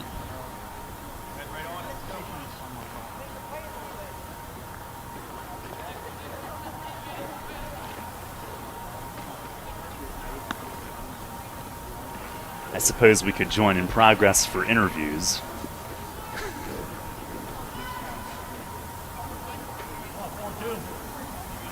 Or not. Barnett ready. And delivers home. Runner goes from first and a swing and a foul back. Had to cover the plate there with 2 strikes. Checking the Twitter machine, I believe a first-time majors winner, Colin Morikawa, winning the PGA Championship at age 23. Wow. He was kind of a sleeper hanging around the field throughout the weekend. Must have made a move. Finished under 13. Here's a swing and a high drive, deep left toward the corner. Mike Santiago sprints over, almost slipped, but makes the catch near the line. Westfall tags from third and gallops home with the 4th Mount Wolf run here in this 8th inning. 12-8, and Andy Swerbrowski with the sac fly toward the corner and left. Well, they've made the most of this. Here's Brian Jakubek. First pitch from Barnett, a swing and a shot toward right center field, falling fast and off the glove of Rich Santiago, who went laying out. Kaufman at third, he'll be held there, as Santiago had to go retrieve it over to his right. After that ball hit off his glove, they'll prevent a run for the moment, but Jakubek is on with a single. And it's first and third for Kevin Ehrman, who was charged with a blown save in the 7th, but is now in line for a win. Came in from left field to pitch and got out of that mess. First offering, that is on the outer edge for a strike. He got out of second and third. Well, first and third, 1 out, as he swings and scrapes a foul tip back. Second and third, 2 outs when Deerdorf made the diving play and foul ground to send it to extras. Good thing they turned the lights on tonight. Here's the pitch. Swing and a miss. Struck him out. And that'll end it for Mount Wolf in the top of the 8th, but 4 runs score on 2 hits, 2 errors, and 2 men left. We'll go to the bottom of the 8th inning. Mount Wolf looking to get out of here with a seesaw win tonight. They lead it 12-8. At the Viking Athletic Association of West York, our objective is the maintenance of an association for the promotion of athletics and to provide a practical means to form enduring friendships, to render altruistic service in its athletic endeavors, and by so doing, help to build a better community. We have a dining facility, a downstairs bar, and a banquet facility. We donate to nonprofit organizations to help offset cost of needs. Please visit our website at vikingaa.com and follow our Facebook page, Viking Athletic Association, to learn more about our service and upcoming events.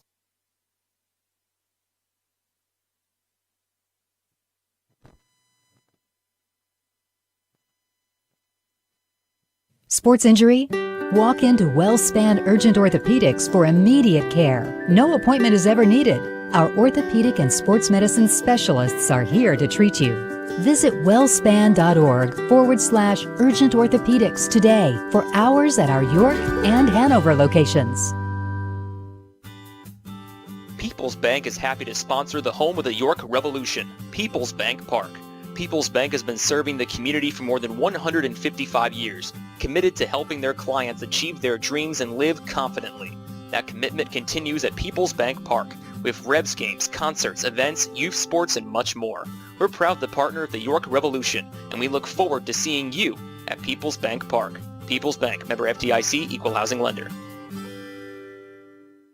The York Revolution plays here. Sports Radio 98.9 FM and 1350 WOYK. First in York, first in sports.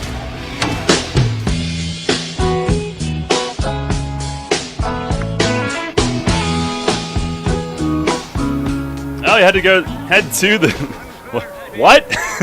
Head to the bottom of the 8th.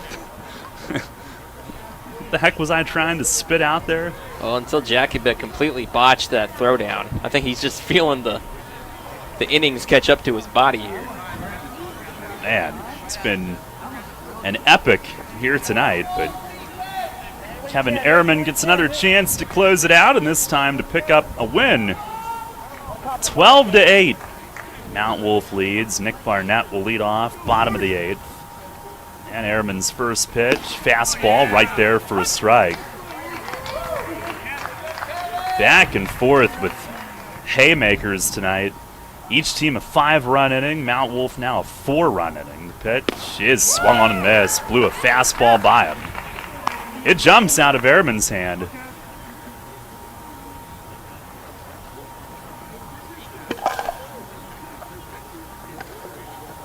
Now nods yes, whines and fires.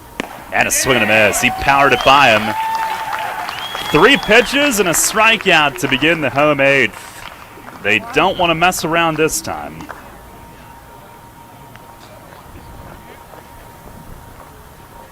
Certainly don't want to mess around with this batter at the plate right now, Rich Santiago. He's had a big night. 2 for 3, double, 3 RBIs. And Ehrman delivers, misses outside. There have been 3 lead changes and 1 tie in this game if we're doing it like basketball. It's pretty average for a basketball game. Pretty light, actually. Next one way outside. It goes to the backside. Look out, he's running. Well, maybe not. Maybe next spring. Yeah, I think at this point we're going to blink and it's going to be basketball season already, depending on how current climate goes. Yeah. Let's hope we're there. Here's the pitch. And a swing and a floater at first. Burnside backs up. He's got it. Going into foul ground behind first base. And Ehrman trying to make short work of this one. 2 down here in the 8th. Burnside, such a smooth veteran presence over there at first base. He's been just really consistent. He's a great basketball player at York Catholic as well. His dad was a phenomenal basketball player at Penn State York. Here is Brock Gladfelder. And the first pitch right down the chute, strike 1. Ehrman going right at him. Gladfelder 1 for 3 tonight. Vikings shortstop. Pitch. Swing and he fouls it away. Off to the right. We'll be here again next Saturday at 6. Pleasureville against Jefferson. The regular season concludes. Jefferson is postseason bound. They're right at the top. There's the pitch on the way.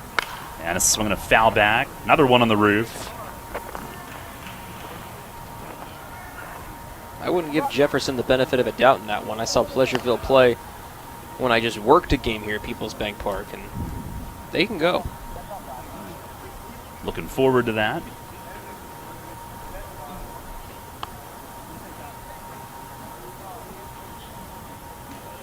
Gladfelder back in there. And the pitch. It's down low. 1 and 2. In fact, I think you and I working that one together. I don't know why I didn't remember that. Oh, yeah. Yes, we did. I think you did more work than I did. But, air quotes, we did work that together. Here's a swing and a shot. Toward the opposite field gap in right center. It's down for a hit. And this will roll all the way to the base of the wall. Gladfelder's got 2. Maybe could have tried 3, but they're down by 4. And he's got a loud opposite field double to right center to keep this game going. Better late than never, I guess.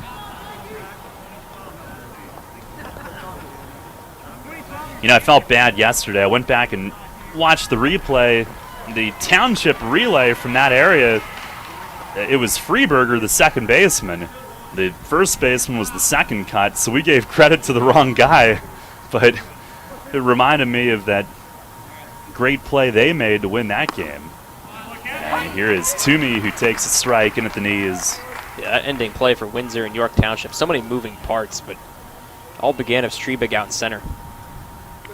All these games we've done have been very entertaining. Here's the 0-1. Fastball, it is right there. 2 quick strikes. Toomey 1 for 2 with 2 walks and a run tonight. Started the game tying rally in the 7th with a walk. There's the 0-2, and that's in the dirt. Jackiebeck got a piece of it, but it skips partially behind him, and Gladfelder takes third. A wild pitch. But Mount Wolf a strike away from a marathon comeback win.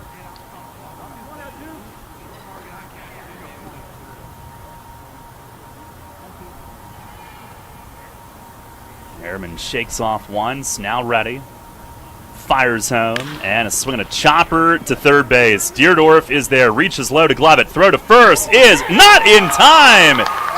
And Toomey, with his speed, beats it out. Deerdorf can't believe it. The manager is on the field for Mount Wolf, of course, playing. And he had to wait because the ball was chopped.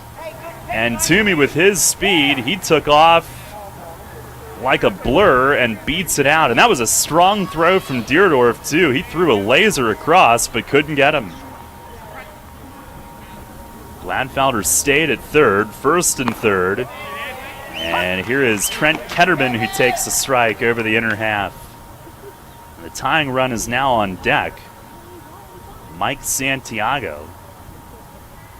1 strike pitch, and a swing to ground ball. Right side pass, Burnside's dive, and it's into right. Gladfelder in to score, and it's 12-9. Trent Ketterman with his third RBI knock of the game. RBI single to right, and it's first and second for Mike Santiago, the tying run. Man, this game is wild. Toomey and Ketterman have yet to been retired since the 3rd and 4th, respectively. First pitch just missed away. Ball 1 on Santiago, who has been held hitless in 4 ABs tonight. 1-0, and that's upstairs. A little tension creeping in again. 12-9 Mount Wolf here in the bottom of the 8th. The 2-0. Swing and a line drive. Base hit left center. Toomey around third to score. Ketterman is at third. Hoover slipped. Ketterman's going to come around. No throw home, and it's 12-11. And Mike Santiago, with his first hit of the night, stands at second. The tying run in scoring position. And we're still not done. A 2-run double roped to left center. And a 12-11 game. And it's going to be Cole Bixler. He was pinch run for, but can come back in. Or did come back in to catch. Now there's a meeting around the mound for Mount Wolf. Jackiebeck doing most of the talking, trying to keep Ehrman in a positive frame of mind here. 12-11 now, and the tying run at second base. And they might have held Ketterman at third if not for Hoover slipping on the warning track going after that ball. And that didn't lead to Santiago getting any more than his double, but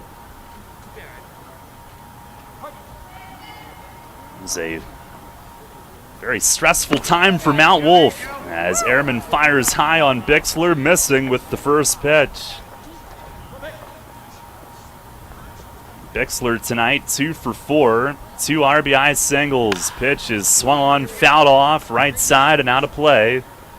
And he tied it with a hit and run base hit with 1 out last inning. Now with 2 outs here in the 8th inning, he's trying to tie it again. Hoover in center comes in a bit, trying to have a chance to throw home the pitch. A swing and a fly ball, right center field. It's falling fast. It's down for a hit. Game tied again. Are you kidding me? Mike Santiago in to score. And Cole Bixler, who tied it in the 7th, has tied it in the 8th. A blue base hit. And we're tied at a dozen here in the bottom of the 8th inning. 12-12 the score. Unreal. Each team has put up 4 here in the 8th. And they had 2 outs and nobody on. And 5 consecutive base hits. Here's Grant Myers, who lays off about shoulder high. Unbelievable. Quite the 2-out rally put together by the Vikings, and quite a reversal of fortune after they seemed down and out by the 6th. 1-0, swing and a loop to left center. That's down for a hit. Hoover over to cut it off shy of the gap, and he'll get it in quickly. 6 consecutive 2-out hits as Myers sprays one the other way, and it's first and second with the winning run. Now in scoring position, and Willie Martin coming up will try to win it. I mean, to start the inning, Ray, Ehrman was going right at him. The first 2 outs were, if you blinked, you missed them. Yeah, really quick with a strikeout and a pop-out. First pitch here, line drive, base hit right field! And at third base, they will stop Bixler. Couldn't score from there. Westfall from right fires it in on 1 hop to the plate. Make it 7 straight hits. But tempting as that may have been, Blake Gladfelder now coaching at third. That was the right move. You had the catcher running. Strong throw home. He'd have been out by quite a bit. But Martin keeps the line moving. The scheduled hitter is Juan Bernaldi. And here he comes. Meanwhile, they're milling around near the mound, and they're not going to make a move. Deerdorf just trying to help Ehrman get through this. This is nuts. Not sure if it's a case of they don't really have a better alternative in terms of arms right now. Not sure who's healthy and who's not, as both teams played yesterday. Yeah.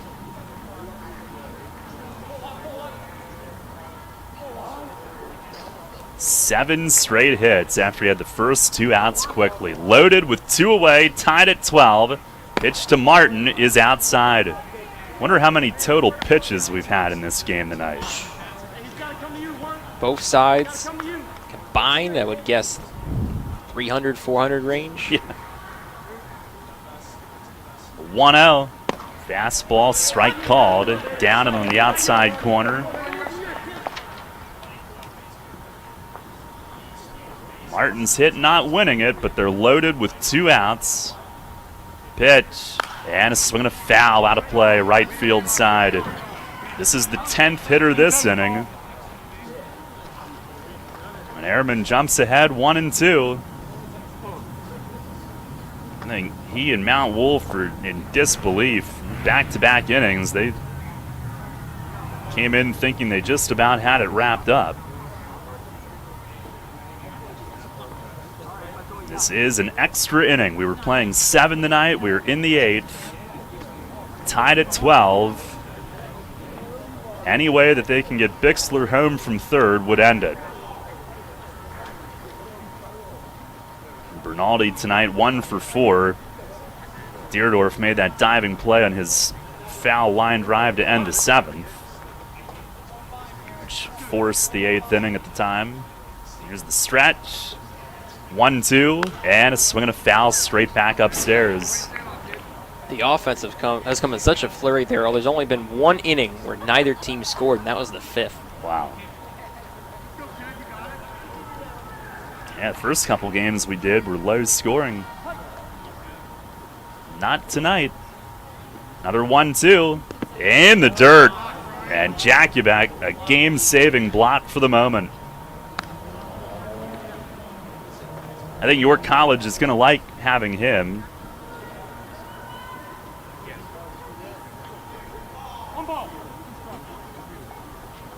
See the way he's interacted with his pitchers tonight as well. The 2-2, way high. And now we have, you hear of match point in tennis. We have match pitch coming up here. Oh no, the plate ump is saying 2-2. And now somebody down there just said 3-2.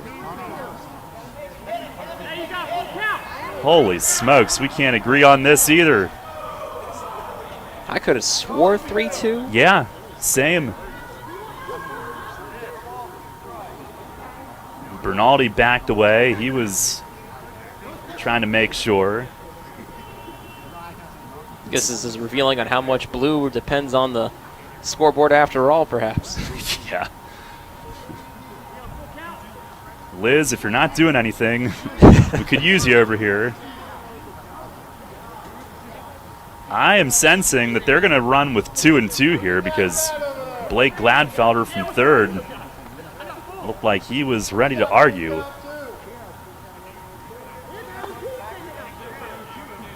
And let us know, what are we going with?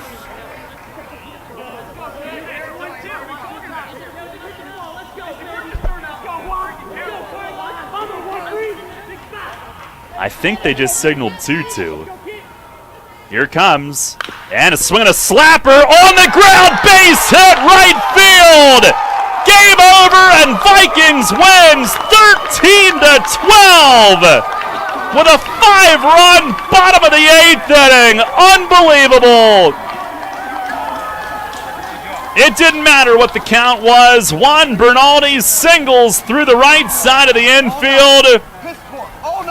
And after Mount Wolf put up 4 in the top of the 8th, Vikings scores 5 in the bottom half. And those who had been ejected earlier tonight come down onto the field to join the Vikings celebration on just about as wild of a night as I can remember in this ballpark, Revs, high school, or otherwise. Just crazy. And Vikings wins it 13-12 in 8. This one was worth our time tonight, Ray. It certainly was, Daryl. It was action-packed, at least from the Vikings side of things in the first couple of innings, with Vikings that big 5-run second, kind of quiet through the 3rd and 5th, and then Mount Wolf, the big comeback in the 6th inning, and then Vikings answered a couple runs in the 7th to set up the big 8th extra inning, with Mount Wolf plating 4, but the Vikings one-upping them with 5 in their part of the 8th. By my count, the Vikings have 8 straight hits in the 8th inning. Incredible. Yeah, and to give you some context, if that were to happen in any inning in a Revs game, that would tie a Revs record. That's their record. Consecutive hits, 8. And down 4 with 2 outs in the bottom of the 8th inning. That's when Vikings did that tonight. That's unbelievable. Yeah, I've yet to see a 2-out rally outside of a Revs game that impressive. Just incredible patience at the plate. Everyone was playing hard, but through all the emotion, the Vikings are the ones that come out on top in this one. Well, a 13-12 win in 8 innings. And those first 2 outs in the 8th were very quick. But then the 8 straight 2-out hits, and Vikings 5-run bottom of the 8th trumps Mount Wolf's 4-run top of the 8th.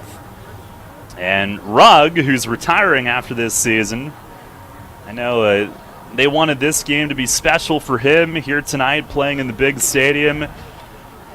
Well, it'll be memorable for a lot of reasons. He got ejected back in the 6th, but from the stands watched his team come back and then came down to join the celebration in the dugout now. And what a game we had tonight. Final score, Vikings 13, Mount Wolf 12, the final in 8. We will take a timeout. Stay tuned. Post-game show coming up next. Gettle Vaughn Law is a full-service firm with attorneys practicing in a wide variety of legal fields, including family law, will and estate law, real estate law, injury law, criminal and civil litigation, school law, business law, and many others. Find us on the web at www.gettlevaughn.com or by calling 717-854-4899. That's 717-854-4899 for Gettle Vaughn Law. Let your home give you the spending power you need for remodeling, debt consolidation, unexpected expenses, or even a summer vacation. Right now, you can lock in a home equity loan at First Capital Federal Credit Union with an annual percentage rate as low as 3.75%. With flexible terms, First Capital is the easy and convenient solution to all your financial needs. For more information or to apply, visit firstcapitalfcu.com. First Capital, putting you first. Federally insured by NCUA. Equal housing lender. First Capital Federal Credit Union. Planting a tree, putting in a mailbox, whatever your project, Columbia Gas reminds you to be safe and call 811 before you dig and know what's below. Safe digging is no accident. Call 811 at least 3 business days before you start your digging project, and your utility companies will come out to mark any underground lines near your work area. Calling 811 is free for Pennsylvania homeowners, and it's the law. For more information, visit ColumbiaGasPA.com. Cannonball Charlie's ready. Are you? The Revs play here. Sports Radio 98.9 FM and 1350 WOYK, York. At the Viking Athletic Association of West York, our objective is the maintenance of an association for the promotion of athletics and to provide a practical means to form enduring friendships, to render altruistic service in its athletic endeavors, and by so doing, help to build a better community. We have a dining facility, a downstairs bar, and a banquet facility. We donate to nonprofit organizations to help offset cost of needs. Please visit our website at vikingaa.com and follow our Facebook page, Viking Athletic Association, to learn more about our service and upcoming events. Sports injury? Walk into WellSpan Urgent Orthopedics for immediate care. No appointment is ever needed. Our orthopedic and sports medicine specialists are here to treat you. Visit wellspan.org/urgent orthopedics today for hours at our York and Hanover locations. We all have enough to worry about these days. Choosing the right insurance agent should be one less thing to worry about. At Robertson Insurance and Risk Management, it's more than just a policy. It's knowledge, trust, and peace of mind. Family owned and operated for 35 years, Robertson Insurance and Risk Management works with clients to find solutions to risks they face every day. Those that can be handled through insurance and those that cannot. Building lifelong relationships to help our clients at each stage of life. With team members in York and Lancaster County, we're your neighbors ready to meet your needs today. Contact us today at 717-625-3770 or visit us on the web to schedule your free no-obligation consultation today at robertson.insure. Listen live and on demand with the new WOYK app and online at 989WOYK.com.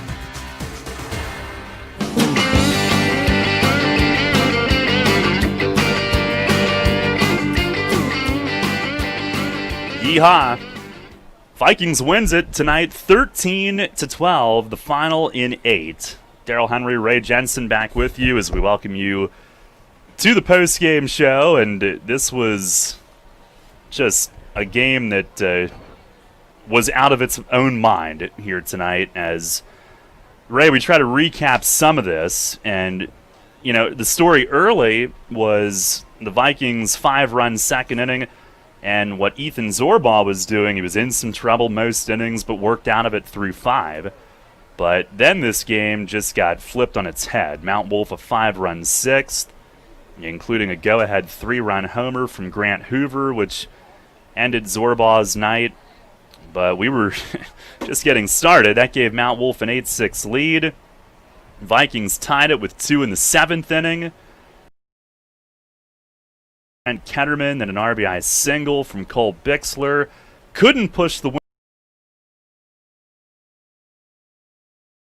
Foul ground from third to force extra innings. And in the 8th, Mount Wolf, I think I said it at the time, they're getting the most out of this. They put up 4 runs, took advantage of a leadoff walk, 2 botched bunt plays defensively, which loaded the bases with no outs, a bases loaded hit by pitch, and Jesse Sargent, an RBI infield hit, other runs scoring on a fielder's choice from Reese Kaufman, and an Andy Swabrowski sac fly. That made it 12-8, and you figured, well, that's the dagger. There's no way that can't stand up at this point in the game, but then you would have even thought that more convincingly when Kevin Ehrman got the first 2 outs so quickly in the bottom of the 8th inning, but then 8 consecutive 2-out hits. I don't know if I've ever seen anything like it. Brock Gladfelder, a double, seemed innocent at the time, even though he pounded it. But then, remember Jaron Toomey's infield hit where Deerdorf had to wait for the chopper and bang, bang play. He thought he got him, but safe was the call. And then it just fell apart for Mount Wolf. Trent Ketterman, RBI hit. Mike Santiago, 2-run double. That had them believing. And then with the tying run at second at that point, Cole Bixler for the second straight inning, a game-tying hit, this one on a bloop that fell in right center. A couple more singles would follow that couldn't bring the winning run home just yet. Grant Myers and Willie Martin, but that loaded the bases, kept the chain moving with 2 outs. And Juan Bernaldi, after, with the ejections earlier and the arguments, after a dispute as to what the count was on that final at-bat, just to add to it even further, Juan Bernaldi chopping a single through the right side to finally win it. And after 3 hours and 10 minutes and a combined 31 hits, Vikings wins it 13-12 in 8. Ray, your thoughts? Whole lot of offense this afternoon and evening. Much different than the previous contests we've seen, even in the Class of 2020 Invitationals. I think there was less offense. This was just, and it's not because Zorbal was pitching poorly. He's actually pitching really well. He just ran into a really tough 6th inning. Maybe he kept him out there a little too long, but you really can't blame the Vikings in the end since they came out with the W. Mount Wolf, definitely in any other situation you would pull Ehrman, but we don't know the state of their other arms, so it might have been just a state of convenience. We got a bat flying around, but oh, that's nice. It was a 13-12 win for the Vikings regardless. Danny Deerdorf, by the way, was an outstanding pitcher at West Virginia, but actually tore his UCL in an alumni game at West Virginia some years back, I think 4 years ago, and that's basically the injury that leads to Tommy John. So at one time he was an outstanding pitcher, but now he's just playing infield. Like you said, I mean, they very well might have been and seem to be at the very end of their allotment of pitching for Ehrman to be out there that long. And not to be forgotten, the job that Reese Kaufman did tonight, which was almost enough. Yeah, really a good game. By my line, 5 2/3 innings pitched, just 3 earned runs and 5 hits, 1 walk, 4 strikeouts. Didn't have flashy stuff or anything that I think would have lit up the gun, but his breaking ball was just fooling everybody, especially on the inside edge and righty hitters. Well, some gaudy offense, but we have to pick somebody for our Kochman Kunkel Insurance Group Player of the Game. I would say Cole Bixler, 3 RBIs, and he had 2 key RBI base hits to tie it, once in the 7th, once in the 8th. He set the stage for the eventually winning hit for Bernaldi, but without Bixler's hit, Bernaldi's not coming up. I agree. Cole Bixler, our Kochman Kunkel Insurance Group Player of the Game tonight. Final totals in this one for Vikings: 13 runs on 19 hits. 8 of those came from their final 8 hitters. 3 errors and 11 men left. Mount Wolf, 12 runs, 12 hits. 2 errors, they left 14. The win goes to Nick Barnett, the loss to Kevin Ehrman. Time of the game, 3 hours and 10 minutes. Well, next Saturday, our final broadcast of this summer series, and then we hope and pray and rub the lucky rabbit's foot for high school football, but we'll see. It's out of our hands. But next Saturday at 6, you and I will be on the air for Pleasureville and Jefferson here at Peoples Bank Park. Looking forward to that, and so far these have been a blast, and want to thank one more time our sponsors of this series, Viking Athletic Association, Gettle Vaughn Law, and Jeremy Williams, a player from Vikings who is from that law firm, helping to set that up. He wasn't here tonight, but big shout out to him. And also Robertson Insurance and Risk Management. And looking forward to next Saturday, Ray. This has been a lot of fun to do this and to have these guys in here night after night this summer. Yeah, it's really been fun. It's for me, it's helped fill the void that we were anticipating to be a very important York Revolution season before 2020 happened. But Central League and Susquehanna League baseball, very entertaining. Been really enjoying what I've been seeing. I always think of those TV hosts on New Year's Eve when they say, hope this year is your best one yet. Can't get any worse, right? Right? Take a time machine back to that day. But no, this has been a fun way to fill the void, as you said, and this one was as wild of a game as you'd ever see here tonight. Well, we want to thank both teams, both managers, for all of the player info and the time that they spent with us leading up to this so that we could tell you about these guys, and best of luck to both squads heading into their final weeks of the season, and both managers who will be managing their final week from what they have told us. So best of luck to them, and we certainly enjoyed this one tonight. And that'll just about do it for us. For Ray Jensen here in the booth with me, Daryl Henry saying so long from Peoples Bank Park. Again, the final in 8 innings tonight. Vikings 13, Mount Wolf 12. Thanks a lot for listening. Enjoy the rest of your night. We'll talk to you next Saturday at 6. And the PGA Championship is over for tonight, but tune in tonight at 11:30 for the wrap-up coverage. PGA Championship tonight, airing at 11:30 tonight. For now, it's back to Fox Sports Radio. And again, we'll talk to you next Saturday night. Enjoy the rest of your evening, and so long from Peoples Bank Park.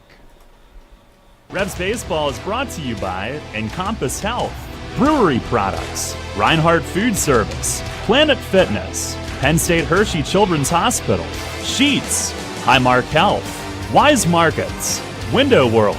Uh-oh, fans, sounds like another broken window. Better call Window World. And by Wolf's Bus Line.